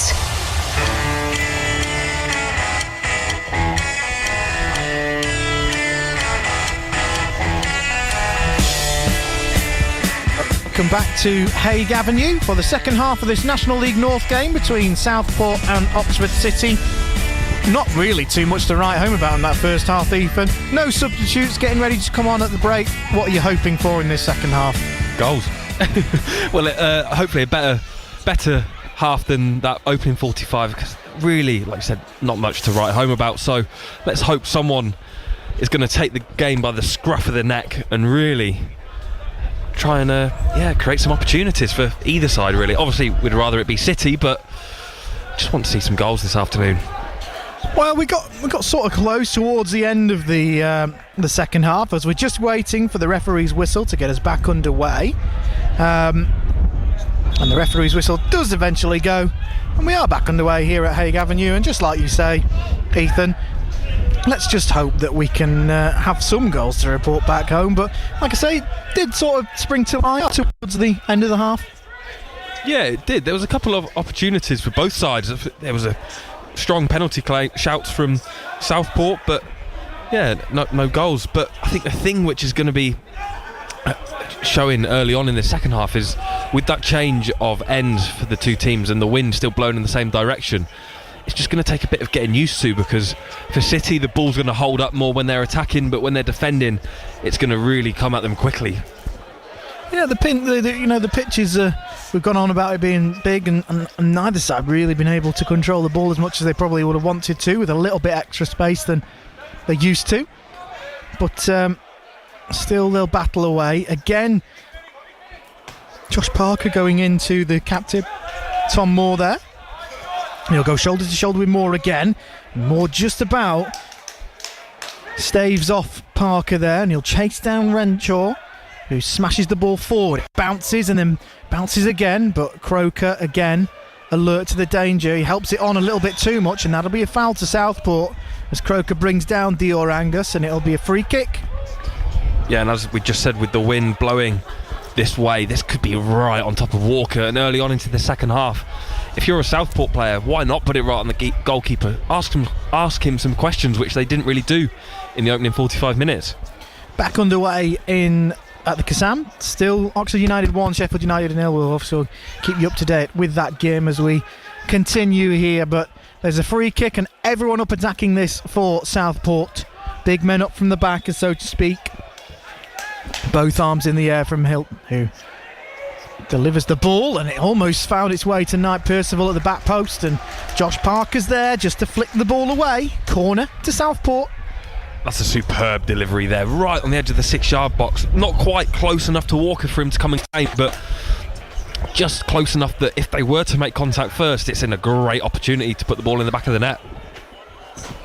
They've been good at the set-piece deliveries, haven't they, Southport? And they have Certainly. another one here on this near corner. Danny Lloyd with both arms in the air this time, and it's again towards the front post and headed away by the first man, McEachran.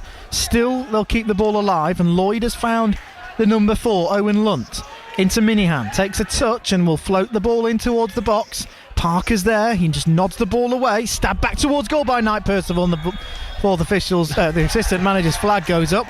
And that was a really neat finish in the end from the captain Tom Moore, who brought the ball down and fired into the corner.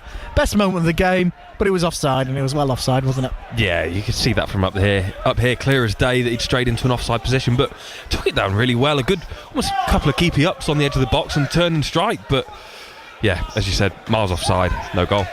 A little bit like on Tuesday night against Farsley when we saw one of the goals of the season disallowed for offside. So another one. Not quite as spectacular as the one on Tuesday, but it's definitely first bit of quality on show there. Oh, and the ball forward, looking for Hilton, who will just bust a gut to try and get to it. There's just a little bit too much power on that ball forward. Hilton really tried to get to that, but it was just too much on it, and goes out for a throw-in, which Freddie Wilcox will give back to Lewis Coyle.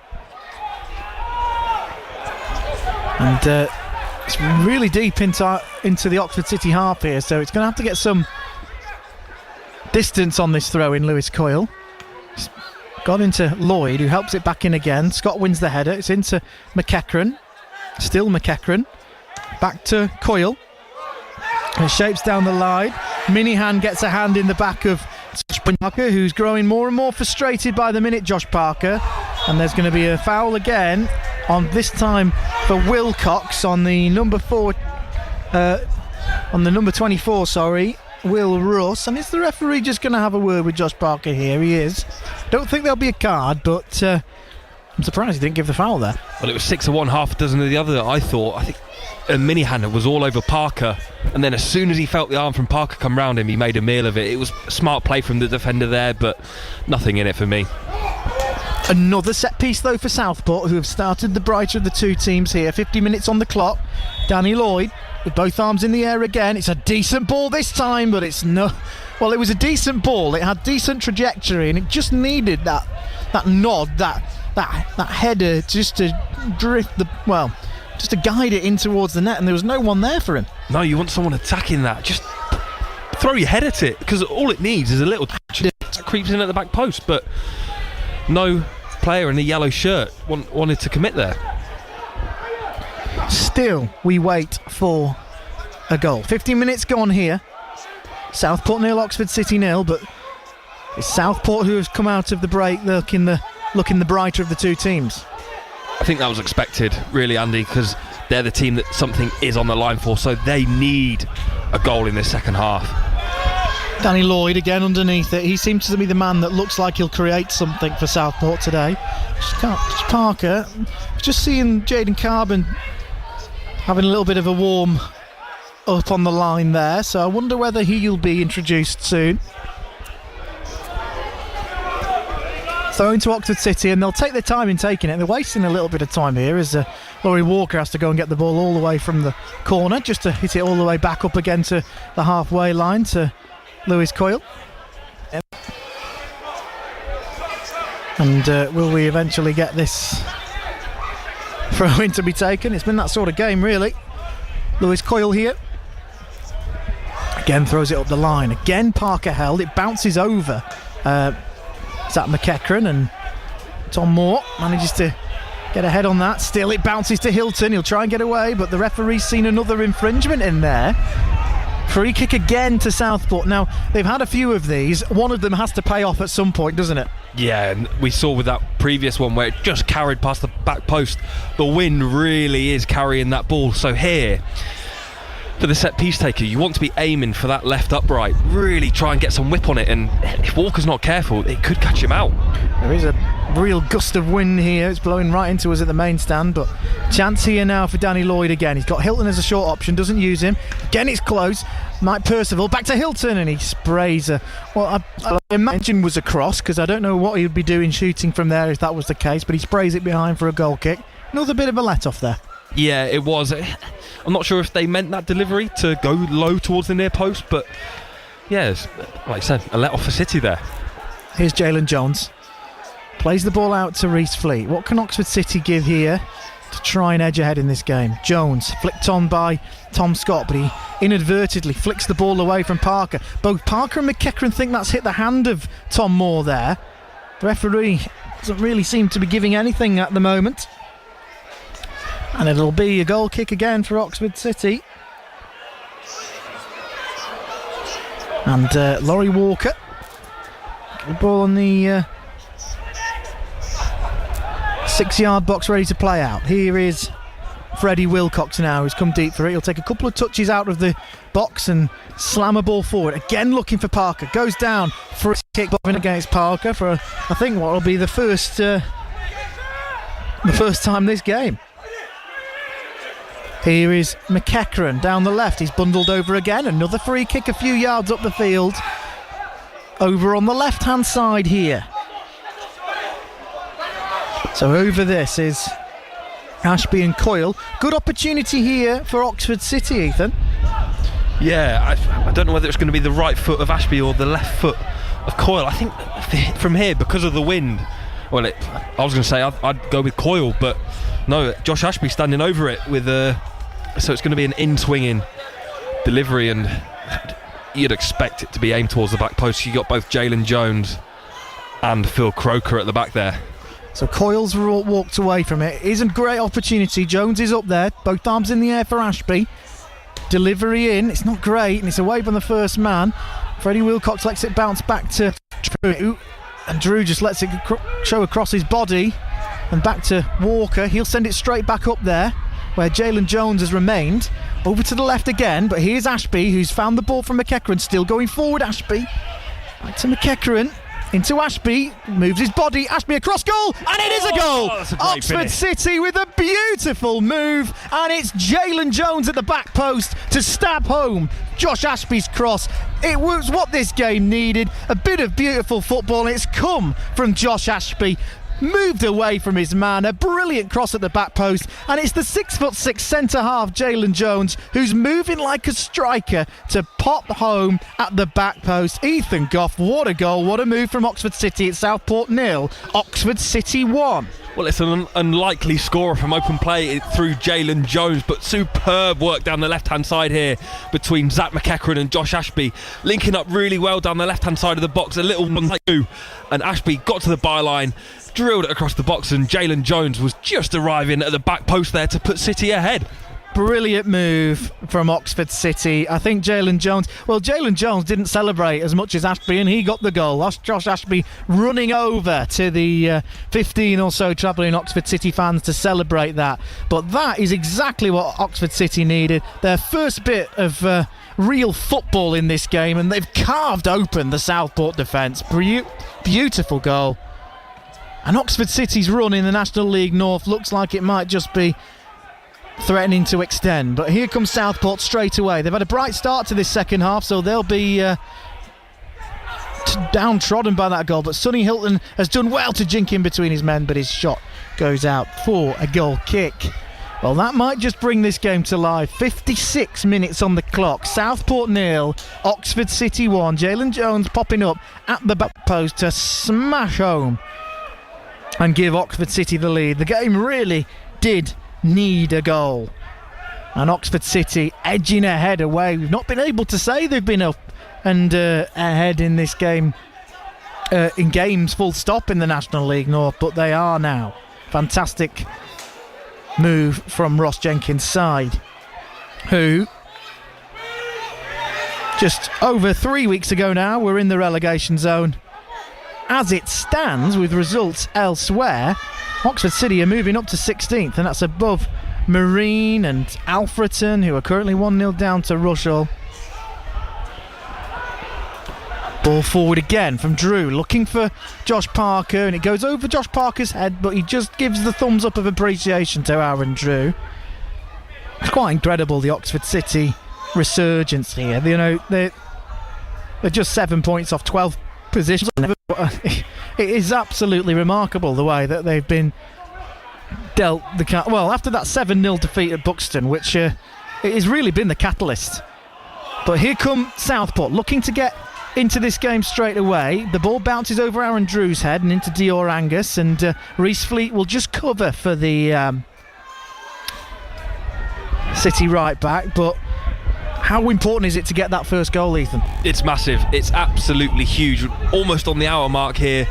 and that could be enough to really almost shake off the cobwebs that we've seen almost from the start of the first half from City. Here comes Southport though. Russ on the right hand side. He's played in Lloyd, who takes a touch onto his left foot. He'll spray it out to Jack Doyle, the left back. He crosses in towards the box. There's Russ, who flicks his neck muscles towards that, but again heads wide. Laurie Walker more than happy just to watch that bounce wide of his goal. And as we approach the 59th minute here, we have a goal. We've been wanting that goal, and it's gone to Oxford City. I'll reiterate, brilliant play. Let's just give a little bit of spotlight on Josh Ashby there. How good is that? He was shaping one way, he shaped the other, and all of a sudden he's at the byline and he's completely outfoxed the Southport defenders. From a Southport point of view, you're probably really disappointed with that, but brilliant play from the Oxford City midfielder. Completely bamboozled them there. Well, it's a great move. That little jink to go forwards and then back. Oh, and they're in here again. Oh, and the linesman's flag stayed down. McEachran's in. McEachran on the edge of the box. McEachran shoots straight towards Chris Renshaw. Well, that was contentious because the linesman, well, it was onside and the linesman was right in front of it and stopped almost to put his flag up, but he kept it down, and McEachran ran in onto the edge of the D, but he's not been able to fire past Chris Renshaw with the goal gaping. Oh, how big of an opportunity was that, Ethan Goff? That really should be 2-0 to Oxford City. That could have been the game there for Zach McEachran. He has to do better. It's all right saying it's a good save, but one-on-one, he must be tucking that away. Well, here comes Southport for a mini-hand in towards Walker. The ball bounces out to Lloyd. 1-1. And as soon as that chance doesn't go in, Danny Lloyd equalises for Southport. The ball is helped in towards the box and Walker just punches the ball out, but it lands towards Danny Lloyd's feet, and with the Oxford City goalkeeper on the ground, it bounced towards Lloyd, who was first to it, and stabs in towards goal to make it Southport 1, Oxford City 1. And Oxford City's lead lasted mere minutes, and we are as you were here at Hague Avenue. It is Southport 1, Oxford City 1. And perhaps that wasn't as good a move as Oxford City's goal, Ethan Goff, but it's a little bit of a kick in the teeth for Oxford City. Yeah, and I just think questions could be asked of Laurie Walker. He's been superb in some of the last few games, but he's flapped at the cross there, and with the wind, you can't be doing that. He's palmed it straight back into the box, where if you can't quite catch it or punch away, you're best flicking off away behind you, clearing the danger away from the goal, making it hard for the opponents to score. But instead he's palmed it straight back into the danger zone, and they've capitalised on it. Well, it just shows in this league, just seconds before that equaliser, Zach McEachran set through on goal and missed a gilt-edge opportunity to make it 2-0 to Oxford City. You said after that, Ethan, that could have been the game. It could have been. And then just after, hey presto, and Southport are level through a scrappy goal.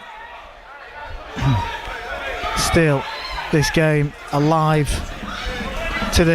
and well now, and a first half with no goals has sprung to life, and the ball's bounced off Jalen Jones heading into Sonny Hilton. He's on the edge of the box here. Hilton goes one way and then the other. Brilliant block from Croker. Still Lloyd tries to dart round the Young City central half, and he does, and he just tries to help the ball off balance back in towards goal, and it couldn't quite there. It goes out for an Oxford City goal kick. That goal seems to have buoyed the hosts. They're up and ready for this one now.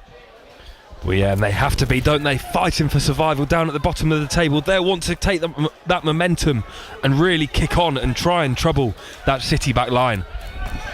Wilcox, ball forward, looking for Parker. It'll bounce into Moore, who wins the header. McEachran tries to swing a foot at it, but Owen Lunt's got there, as does Coyle, who's won the ball back for Oxford City. They're playing down this left-hand side now and getting a little bit of luck when they do that. Ashby again, he's got the run of McEachran in front of him, and Parker, who just lets that run underneath his feet and goes out for a throw-in. There, that was nearly really intelligent there from Parker, just to open his legs up to let the ball run through to Scott, but unfortunately Scott couldn't quite get onto the end of it and allowed Southport to clear away the danger. Still twists and turns to come, and this game, like we said, springing to life. It didn't look like that in the first half, though, I can tell you. That's still going on here. Some big goals going in around the National League North as well. Brackley still leading by a goal to nil up in the northeast at South Shields. Big game down towards the bottom of the big game towards the bottom. Darlington being held 2-2 at home to Farsley Celtic. That's quite remarkable. Ball goes back to Renshaw here. He's chased by Tom Scott and doesn't get his clearance as well as he thought, but he's into the feet of Dior Angus. He'll stave off a challenge from Reese Fleet, and Southport move the ball well and out towards the right where Minihan is waiting. Back to the goal scorer Lloyd. The ball takes a bobble, but it's captured by Lunt. He'll come forward here, Lunt, and Southport creeping forward. Minihan headed out by Croker. Curran Nichols just helps it on towards the left. Hilton will chase, keeps it in. Back towards Doyle, crossing towards the box. It will bounce, and it will bounce to the feet of Minihan right on the edge of the area. Drills a shot towards goal, back to the back post, and almost a second for Southport. But I think it was Hilton, it is, who puts his shirt over his head. And his shot, didn't know too much about it. It was a real fizzed effort back into the box from Minihan. Hilton couldn't quite put that on target there. Heart in the mouth moments there for City as that only just crept past the right hand post as Hilton, a fantastic opportunity goes begging there for Southport. It's a real battle up there with Parker as well. Just looking at the Oxford City bench, there's not too much movement on there at the moment. Jacob Roddy is being put through his paces, if you like. Stood there watching the game at the moment. Starts to do a little bit of stretching as I say that, and the ball rather tamely bounces out. And it is thrown to Oxford City within their own half. 65 minutes on the clock. It is Southport 1, Oxford City 1. At the Kassam, it's still Oxford United 1, Sheffield United 0. That's on 95.2 FM or on your DAB digital radios. If you want to listen to that, here it's National League North action as Ashby, does he hit it against the hand of a Southport player? There's a few appeals there, not given. I don't just think it hit the hand. It hit the hand of the Southport player, but I also think. And they've let the ball bounce, and it bounces to Hilton right on the edge of the box. Hilton is a rather tame effort. I think Oxford City were a little bit too lax there. The ball going across Jalen Jones' head, and it landed at the feet of Hilton, who continued running. He was definitely onside as well. He couldn't quite latch on to that in the way that, well, he needed. Should have done better there, Hilton. I think it was another great opportunity for him, but couldn't quite get the contact he wanted with the ball bouncing on the half volley. But if he caught that sweetly, then it certainly would have asked questions of Walker. Croker breezes past two players before playing in Parker, but City they've just broken down their attack, and they'll be offside against Will Russ, who's just strayed into that position there. And it seemed as though these two teams were just saving their goals for the second half. Conserving their energy because of the pitch. Maybe. But it's made this a better encounter, that's for sure. Wilcox just prods the ball over to the left where Coyle's waiting. Still neither side have budged in terms of a change. Oh, and Wilcox's pass is cut out, and it almost unleashes a Southport counter. Minihan takes a touch. Coyle smashes it into the back of Minihan, and eventually Wilcox will clear. Still in the possession of the amber shirts until it will bobble out. But I think it's going to be Southport to blink first, because I've just seen Luke Burgess is getting ready here, and the referee is going to stop the game here for that first substitution. It will be Burgess. Who will he be coming on for, though? That is the question. So Luke Burgess ready to come on. Let's just see. He's going to come on for the number 11, who's Dior Angus, who's the left winger. He's getting a standing ovation from the Southport supporters.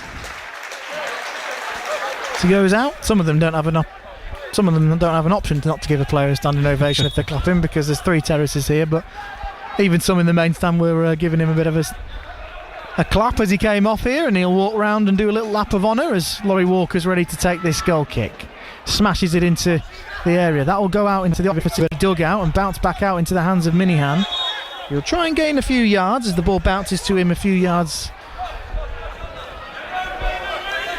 forward from where the ball originally went out. Steals a few more, throws it down the line. It's won by the head of Ashby. Headed back, Fleet back into the air. Moore's underneath it and will win the header back. It's a little bit of head tennis at the moment between the two teams. Ashby tries to get the ball down, but under pressure has to hit it long. Knight Percival brings the ball down again. It's back towards the goalkeeper. Not the best of passes, and Renshaw is backtracking. Eventually does clear his lines though.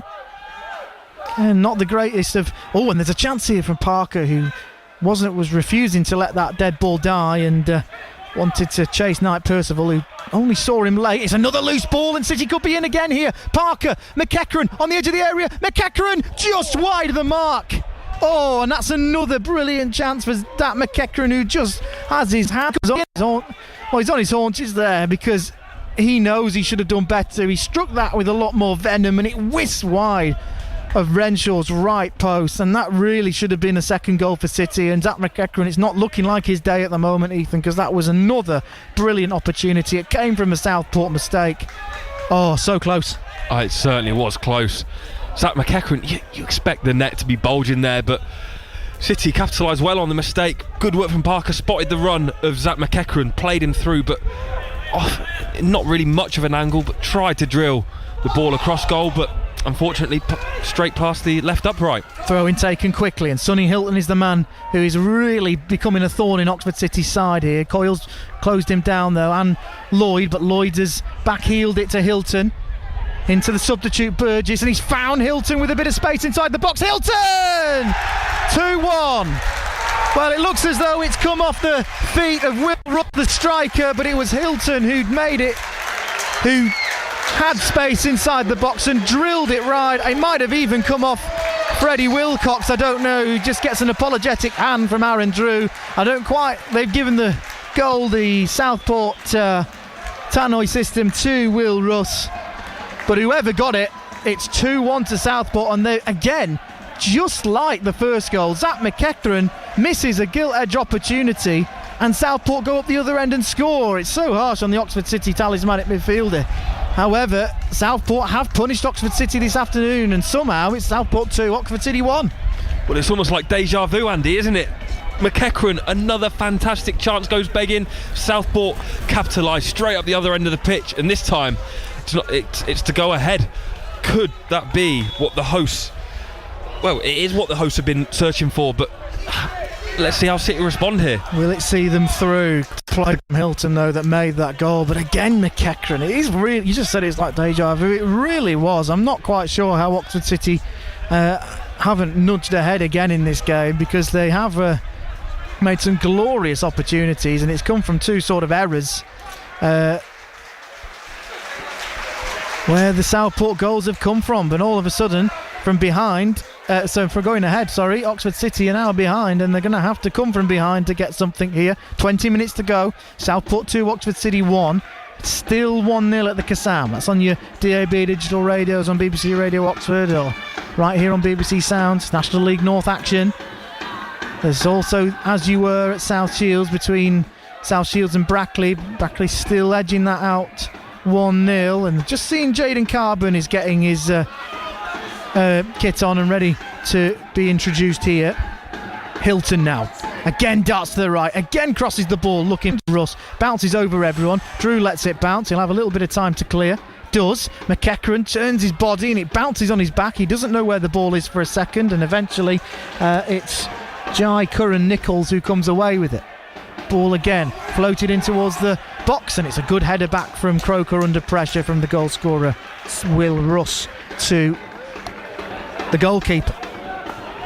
Yeah, calm and composed there from Croker to head back to Walker, and I saw Laurie Walker giving the youngster a high five, as he'll really appreciate that. Just relieves any pressure and can get City back up the pitch. Well, Carbon is going to come on in just a moment for someone, but McEachran is still just champing at the bit to try and make up for those missed chances. Ball forward again. It's just not been his day, has it? It's been a really weird game here, really, at Hague Avenue. It's first half with no chances at all. The second half has been one of the most entertaining halves you'll see all season. It's with 3 goals in it. Coyle clips a ball into the left-hand channel. Parker will chase. He's nudged off by Minihan. And it bounces back, and City has a Southport player down, and City haven't kicked the ball out here, and they'll continue to play. Parker, still a man down from Southport, and City will continue here. Ashby goes one way and then the other. He needs an option, has one in McEachran just inside the box, but continues to play. And will City kick it out? No, they'll continue here. Well, it's not a head injury, so why stop playing? Well, it seemed as though it was rather tame from Josh Ashby. Southport defended it and will continue here. He's back up and running though, Owen Lunt, and that might just add a little bit of spice to that game. To this game here, because City still have the ball and they're still moving it around. Southport back and defending there. They couldn't quite just edge ahead. You're right though, it wasn't a head injury. I think Lunt's holding his back. Was it Lunt in the first half that went down with holding his back? So I wonder he'll go down now holding his back again. We will stop the game now because it is a free kick for Oxford City, and they will make this change now as Jaden Carbon is ready. I wonder if it will be for Zach McEachran in a like-for-like change. No, in fact, it'll be for Tom Scott, so it's a slight shuffle of the pack. So Tom Scott's race has been run here, and he will be substituted for Jaden Carbon.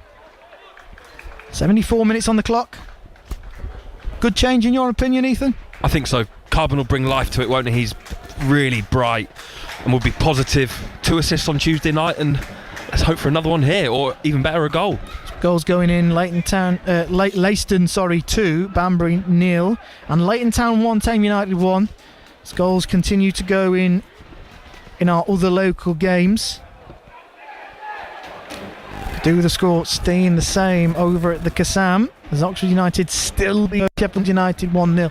15 to go there. 15 to go here as well. We're pretty much neck and neck in terms of the scoreboard here, and apart from the score. And City have a free kick, and Lund is going to have to trudge off here, so Southport are going to have to defend this with 10 men. It's very central for Josh Ashby. It's too far out to shoot, but he will be able to cross the ball in. But it's very central. It's Croker and Jones are just lurking at the back post. They'll be the targets, won't they? 2 arms in the air from Ashby. He clips the ball in with his right foot, and it bounces into the air, and it's headed behind for another throw into Oxford City deep within the half. And I'm not sure what's happened there. I completely missed that, Ethan Goff, but there's a bit of to-in and fro-in inside the box between Parker and Knight Percival. Minihan's getting involved as well. Again, there was it just like they were all over each other. I'm not sure if it was a foul to any team, but then it was almost like a WWE match in there. Yeah, they're both players dragging each other down. Josh Parker is going to go and get a yellow card here. And is he going to book the Southport man? I'm not quite sure he will. He's just going to let this throw-in be taken. So Josh Parker getting booked there, but not the counterpart. I didn't quite see what happened there, but I saw the end of it anyway. So Parker booked, and we're about to have a long throw-in here from Drew. I think that's harsh. Decent ball in. Again, bounces off a yellow shirt. Again, he'll let it go out for another throw-in. Yeah, I think that's harsh to book Parker and not. It was Nathaniel Knight Percival, wasn't it? I think it was. Both of them were at it. So to book one and not the other, I think that's unlucky. Long throw in towards the box. Both people stab at it. It bounces to Carbon. 2-2, and the youngster scores again for Oxford City. And this game that has it's had so many twists and turns. And it's taken another one, and Oxford City are level again. And after those, a little bit of chaos inside the box, Jaden Carbon, Mr. Johnny on the spot, alert to the ball, one touch, finish into the corner, and once again, it is Southport 2, Oxford City 2. What a second half we're having here, Ethan Goff. Well, we were just saying, weren't we? Carbon came onto the pitch, 3 minutes ago, if that? Sent. Can he get an assist? Maybe even one better, a goal, which he has done. He was in the box and the ball almost just trickled into the bottom right-hand corner, but a fantastic finish there from the youngster. Well, there's a bit of zip to this game now. There's a bit of emotion to it. Both teams getting stuck in. 4 goals in this second half. Incredible. But Jaden Carbon scoring there. Still going here. Southport looking to edge ahead again. Can they do it? Oxford City going to have to defend a lot better than they have done this afternoon. It's a second half full of goals and opportunities. Long throw in now from Southport. 13 to go. Long throw-in coming in, and it is launched in towards the box. Walker comes at it and punches it behind for a corner. Southport, again, straight away looking to come back into this game and score a third. Walker dominating his box on that opportunity. Another chance for a Hilton ball in towards the box. He's been good at this all this afternoon. And if he can land this on the money, he wouldn't back against Southport edging ahead again. Hilton, better ball, in towards the box, and it bounces away. And Aaron Drew hooks the ball into the air. Carbon's underneath it, finds McEachran. McEachran away here, tries to play the ball forward. Carbon slips, and it bounces back, and it'll be... Well, in the end, the wind blows the ball into the chest of Laurie Walker. We were struggling for things to talk about in the first half, Ethan Goff, because absolutely nothing of note happened right until the 45th minute. Second half has sprung to life, 4 goals, and you wouldn't back against any of these teams just nicking it. No, well, we're not quite into the final furlong yet, are we? As I don't think we're finished yet for goals. It's certainly been a game of two halves, hasn't it, Andy? Absolutely. Final furlong as well on Grand National Day, just down the road from Aintree. They've been enjoying the race. Headed back by Wilcox, but there's no green shirt there to collect that header, and now it will come to Minihan. His pass is just cut out by Coyle. Is that going to be a throw into Southport? It is. Another opportunity, and the hosts are really bringing the game to Oxford City now. Yeah, they're going to really throw the kitchen sink at it. As like we've said so many times this afternoon, they're still fighting for survival, so they will be going for the win. Finley Heath will be coming on for the number 4, Owen Lund, so his injury isn't going to... he's not going to be able to continue with that injury. 789 the attendance inside Hague Avenue this afternoon. Throw in here for Minihan, who is going to just wait for his opportunity. Finds Hilton, who has been a real bright spark. Heath with his first touch, and his first touch is a cross in towards the box, and Wilcox is getting pushed and shoved in there, and Will Russ is adjudged to have fouled him. Free kick to Oxford City. Well, 10 minutes to go in this one. You almost don't want the game to end after this second half, but it may end with... Will it end with either side just edging ahead? Oxford City perhaps really should be, well, 3 or 4 goals up with the McEachran chances added to the goals they've scored.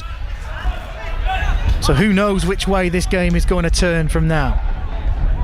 And the wind, you can hear it. The wind is really starting to blow here on the seaside in Merseyside. Might blow away if we're not careful.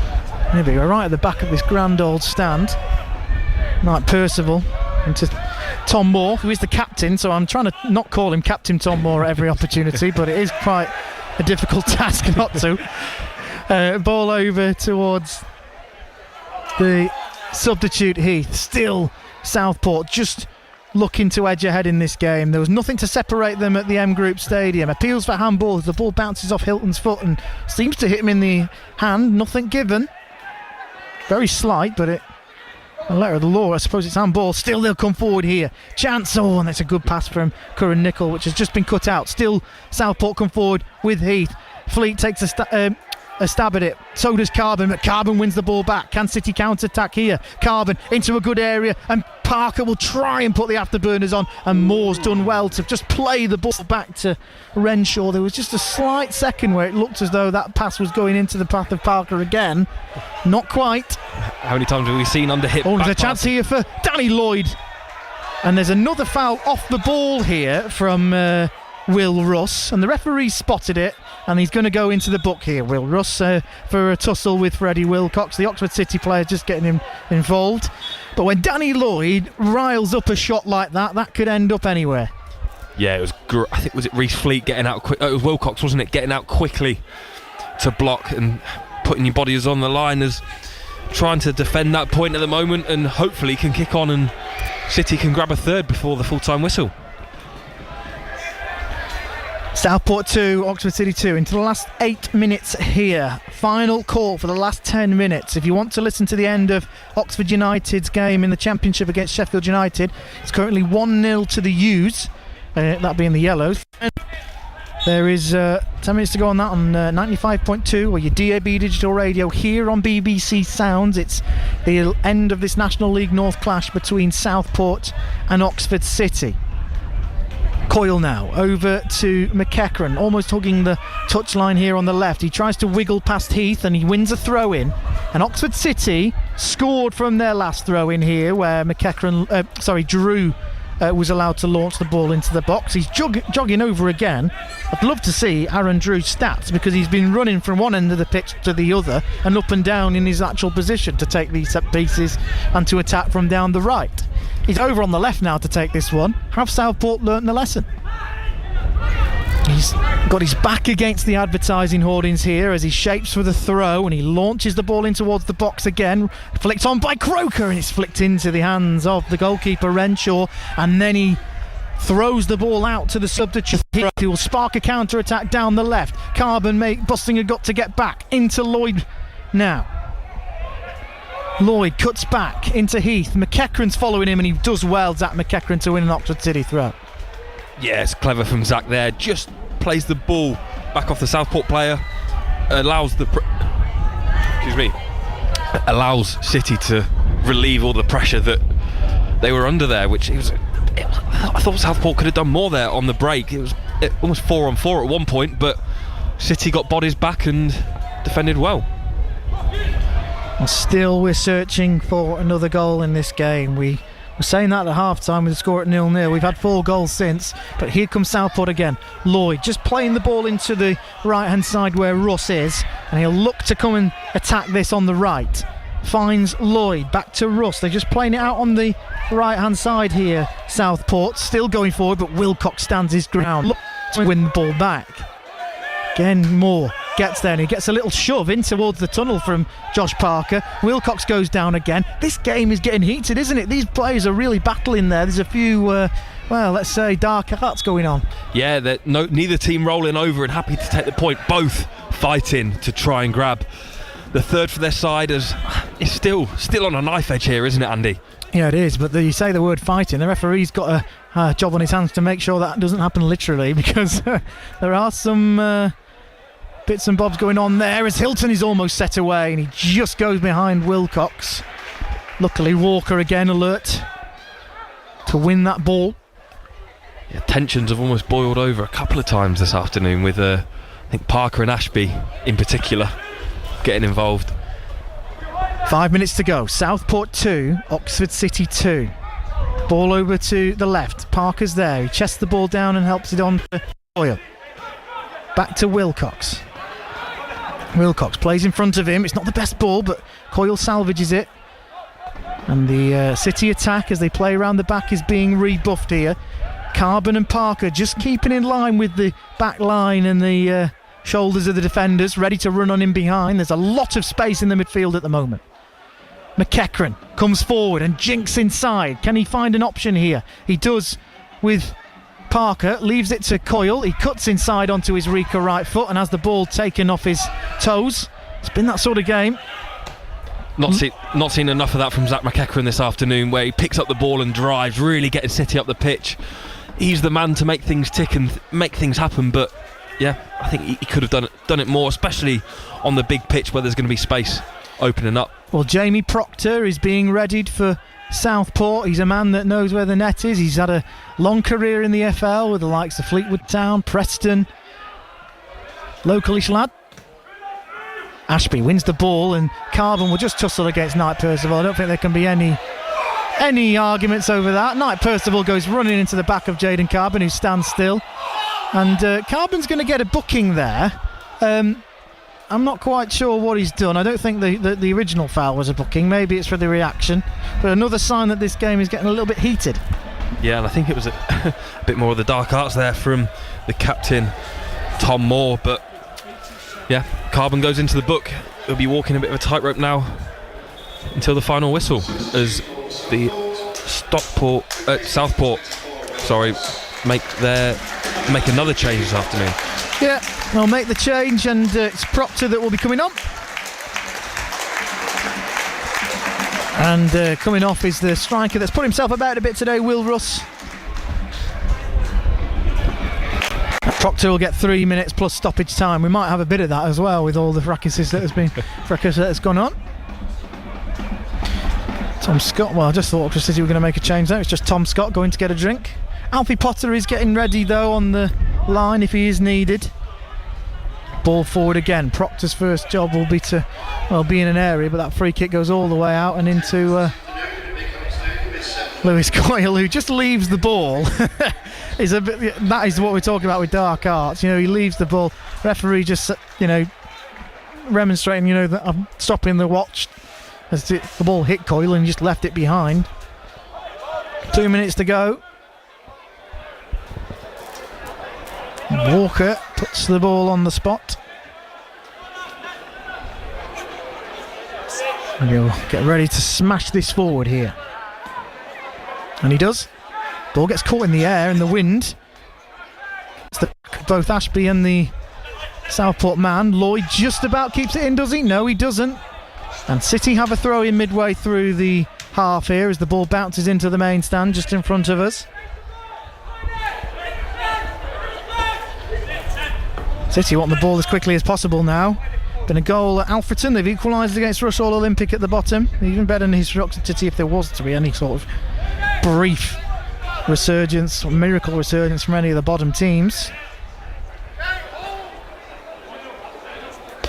Coyle to take. Will we get another twist in this tale? Coyle forward, bounces. Parker and Minihan go for it. It again bounces out and it's cleared away. Again, they're getting a little bit scrappy in these closing stages. Goals going in across the top of the National League North. Some good news for Brackley. Kidderminster's been held away at Buxton. Another long throw though now. And Oxford City have just opted against just playing where they were and sending Jalen Jones and Phil Croker up from the back with Drew to take. Well, if they could score this, it would be very much a smash and grab, but they'll give it a go. Drew in towards the box, won by Croker. It bounces around in the area. Where's it going to bounce? Into the hands of Redshaw. Wow, that was close. Again, Croker putting himself about in the box and winning those flick-ons.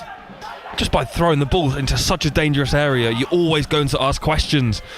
And you never know, the ball could drop to a shirt in green. But unfortunately, it didn't that time. And come forward again. Brilliant challenge from Croker again. He'll go out for a corner though, as he couldn't quite wrap his foot around the challenge. Decent challenge nonetheless. 4 minutes added on here at Haig Avenue. 4 minutes to play. We've ticked over into that already, and they'll look to take a quick corner, which they have. Here is the substitute Burgess. He lays it off on Hill in towards the box and it's away. Can City get the toe on this and spark a counter? They can't. Back to Minihan. Minihan shoots. Oh, and that's a save and tipped over the bar from Laurie Walker. Well, that was drifting everywhere from Minihan, and Walker wasn't sure where it was going to end up, so he gets both hands on it to push it over the top of the crossbar. Another corner to Southport. They took the last one quickly. This time they're going to bide their time. It's going into one place and one place only. Ball in towards the box. Walker punches away again, and it'll be a foot race between Burgess and Carbon to see who gets there. Burgess does. Back to the centre substitute, Heath, and Heath's ball isn't good enough, and it goes over Lloyd's head, and there's a chance to breathe because that was a fantastic save from Laurie Walker. Good spell of goalkeeping there, both with the save and then the punch from the resulting corner. The first save, he's done really well. He's taken no chances trying to hold it or catch it, just palm away. And like you said, with the ball moving through the air, the wind, that can be a nightmare. A lot of people in the stands or when you're watching, you don't realise how much a ball can swerve, and all it takes is for it to move just a few centimetres either side and it's a goal. So really good stop there from Walker, and then the resulting corner, he's come out and really commanded his box well with a strong punch. City with a throw in there. Coyles just needed to gain some yards, and he does that. Throws it up the line. It's headed out by a Southport head for another throw in to City as they inch up the field. It's never great when you got thrown in your own half, is it? Especially as deep as it did. And well, Coyle throws the ball in and it spins back out again, so it's straight away back in Southport possession. 2 minutes of the 4 played here. Ball down the line, won by a Southport head. McEachran stretches at the ball, but it bounces and it's a shot which is speculative by the substitute Heath, and in the end it flies why there's been a goal at the top of the league as Buxton have taken scored a late goal at the home to Kidderminster Harriers rather. So Brackley's title charge has taken a little bit of a positive hit. Hereford are losing 2-1 at home to Chester, and Scunthorpe being held away at Radcliffe. So it's looking like, with the Brackley score remaining as it is, it's going to be a good day for them. And Walker's just going to take his time over this goal kick, and he blasts it forward. Again, it gets caught in the wind. Drew wins the header. Underneath it is McEachran. Can he just get hold off his marker to keep that ball? He can't, and the ball goes to Hilton, into Proctor, touch, into Wilcox. Still it bounces around on the edge of the area, back to Lloyd, and into the number 26, Curran Nichols, still on the left hand side here for Southport. Cross in towards the box is blocked straight away by Aaron. Throw in late on in the game for Southport. They've got 45 seconds of additional time remaining here. Will Southport snatch 3 points away from Oxford City? Long throw coming in from Doyle, and it is a real venomous throw, headed away by Croker, touched on the edge of the area by Minihan, back in towards the box, and it's great goalkeeping from Laurie Walker to just settle everyone down, claim the ball and catch. Brilliant goalkeeping. Yes, certainly is superb. That's what you want from your goalkeeper, especially as the defenders. It instills confidence through the whole team when you've got a goalkeeper that's going to command his box, and it just relieves any sort of pressure and can get City up the pitch. Well, there we go. A first half that didn't have really anything to it has ended in a fantastic second half with 4 goals. It was a really brilliant game here at the end at Haig Avenue.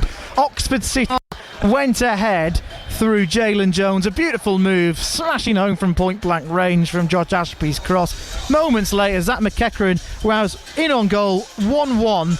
To make it 2-0, but had his shot one-on-one with the goalkeeper saved by Chris Renshaw. Just seconds later, Southport went up the other end and managed to, by hook or by crook, tap the ball into the net to level. Southport went ahead with a moment of deja vu. Again, McEachran let loose on the edge of the box, but drilled his shot just wide of the post. Again, Southport went up the other end and scored through the striker Will Russ. But then, as Oxford City battled back for a point, they got it through the substitute. The youngster Jaden Carbon, with almost his first touch of the game, he reacted quickest inside the box to prod the ball into the back of the net, into the corner of the net with a fantastic finish.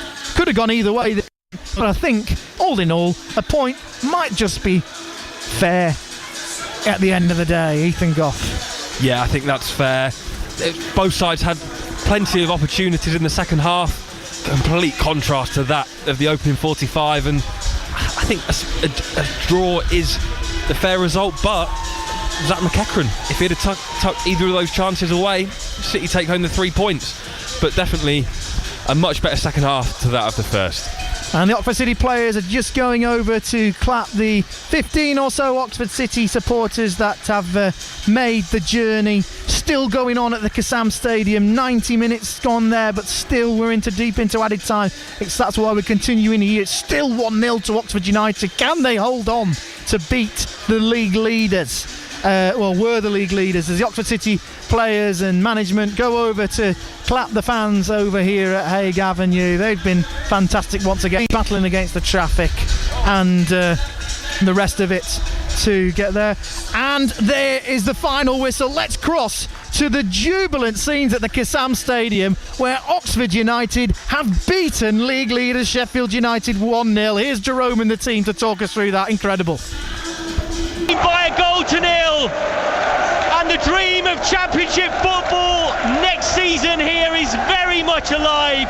I suspect that Sheffield United will still head to the Premier League, but when Chris Wilder got Oxford up out of the National League, there were difficult days away from home. Hayes and Yedding around this time of year 15 years ago, but it's about Oxford United today. and in the sunshine at the Kassam Stadium. That is a result that will not clinch survival, but might go a long way to clinching it. The Oxford fans think it is a significant Saturday afternoon. It's a massive 3 points. You know, we're looking at, people saying to me, you need a win and a draw.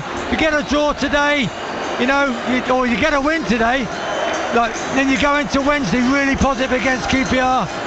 But what a massive, honestly, the boys, like, the body language from everybody. But for me, the crowd have been absolutely incredible. You listen to that.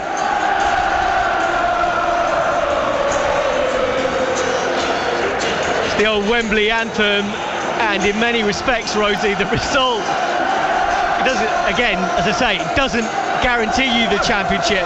But just imagine if you're Derby or you're Portsmouth and you've come off the pitch, Luton, you've got a draw against Leeds and you come off the pitch and then this happens.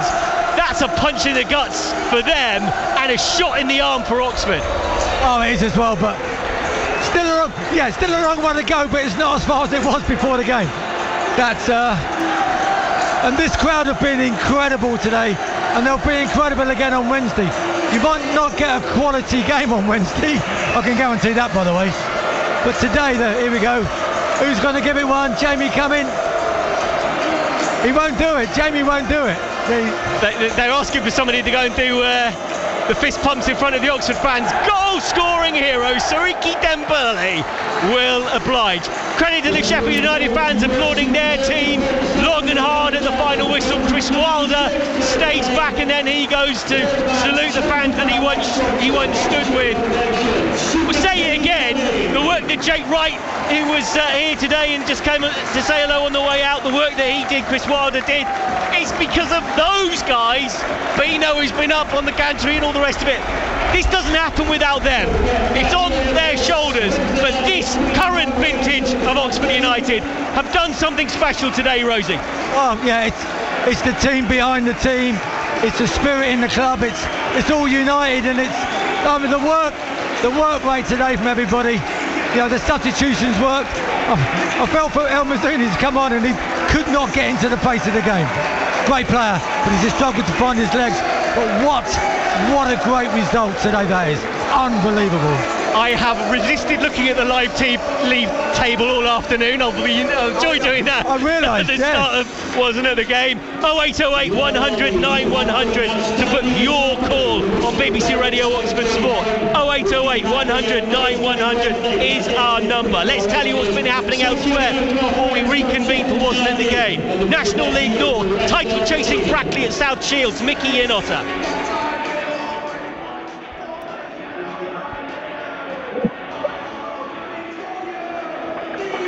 Doesn't sound like we've got Mickey in on. Let's go to Andy Gate at Oxford City's game at Southport.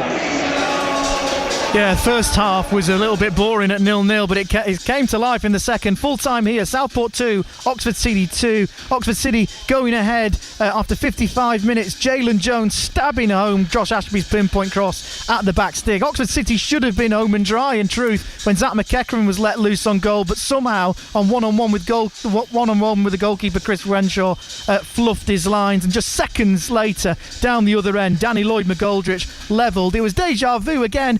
McEachran set loose on the edge of the box, but his drilled shot went wide of the post, easy for me to say, before Southport went up the other end again and nudged another goal through Will Russ to make it 2-1. However, City, in a very even game, made sure they were going home with something. Substitute Jayden Carbon, Mr. Johnny on the spot, to react to a long throw in towards the box and stab home City's equaliser to make it 2-2. Another point that brings City up to the magic 50-point mark in National League North. Full time here, Southport 2, Oxford City 2. Thank you. Let's go to Brackley's game at South Shields and Mickey Inotta. South Shields 0, Brackley Town 1. It was one of those games where Brackley, not at their best, were never going to lose it anyway. The first half was pretty even. Brackley patient, the home side buzzing, especially going forward. Maxted pulling off 3 excellent saves before George Carline finished off a 3-man move for the only goal of the game on 36 minutes. Brackley remained patient after the break, defending deep, looking to counter. In fact, just as good without the ball as with it. After the break, well, Brackley continued to be patient. Bates came on, so did Newton, Okafor, Roberts, Hall and Lowe went off. Lowe should have sealed it late on before he went off. And Blackett could have levelled. My assessment of this, and Brackley, let me tell you, are very hard to gauge. They've done their homework, studied the home side, knew what to do, stuck to their game plan, and didn't bust a gut doing it. South Shields 0, Brackley Town 1. Mickey, thank you. Southern League results: Leiston 3, Banbury United 0 in Southern Premier Central. Division 1 South, Didcot beaten 2-1 at Biddeford. Division 1 Central, 0-0 Berkhamsted and Kidlington. Tame 2-1 winners at Leighton Town. That keeps them in the playoff places. Already doomed North Lee 2-0 loss at Leverstock. 17 all draw for Chinner in the Championship Rugby this afternoon. But from here on in, we're all about the Championship football. Oxford United 1, Sheffield United 0. The result at the Castad, 0808 100 9100 to have your say on Wasn't It the Game. 81333. Start your text with the word Oxford at BBC Oxford Sport on X. Stand by. We're going to enjoy the next hour. Wasn't It the Game's next.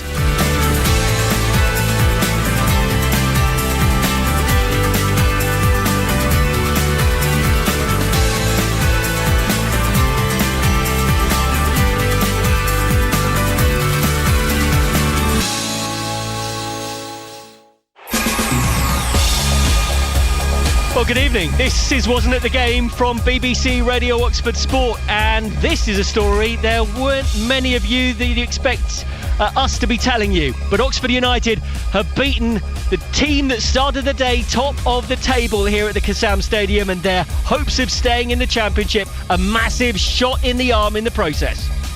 Vauxhall will launch it in. Keeps it away from the keeper. Flicked up in the air by Nelson. Up goes Brown, gets a touch on him. Dembele's done it again! Will Vaux is celebrating in front of the Sheffield United supporters.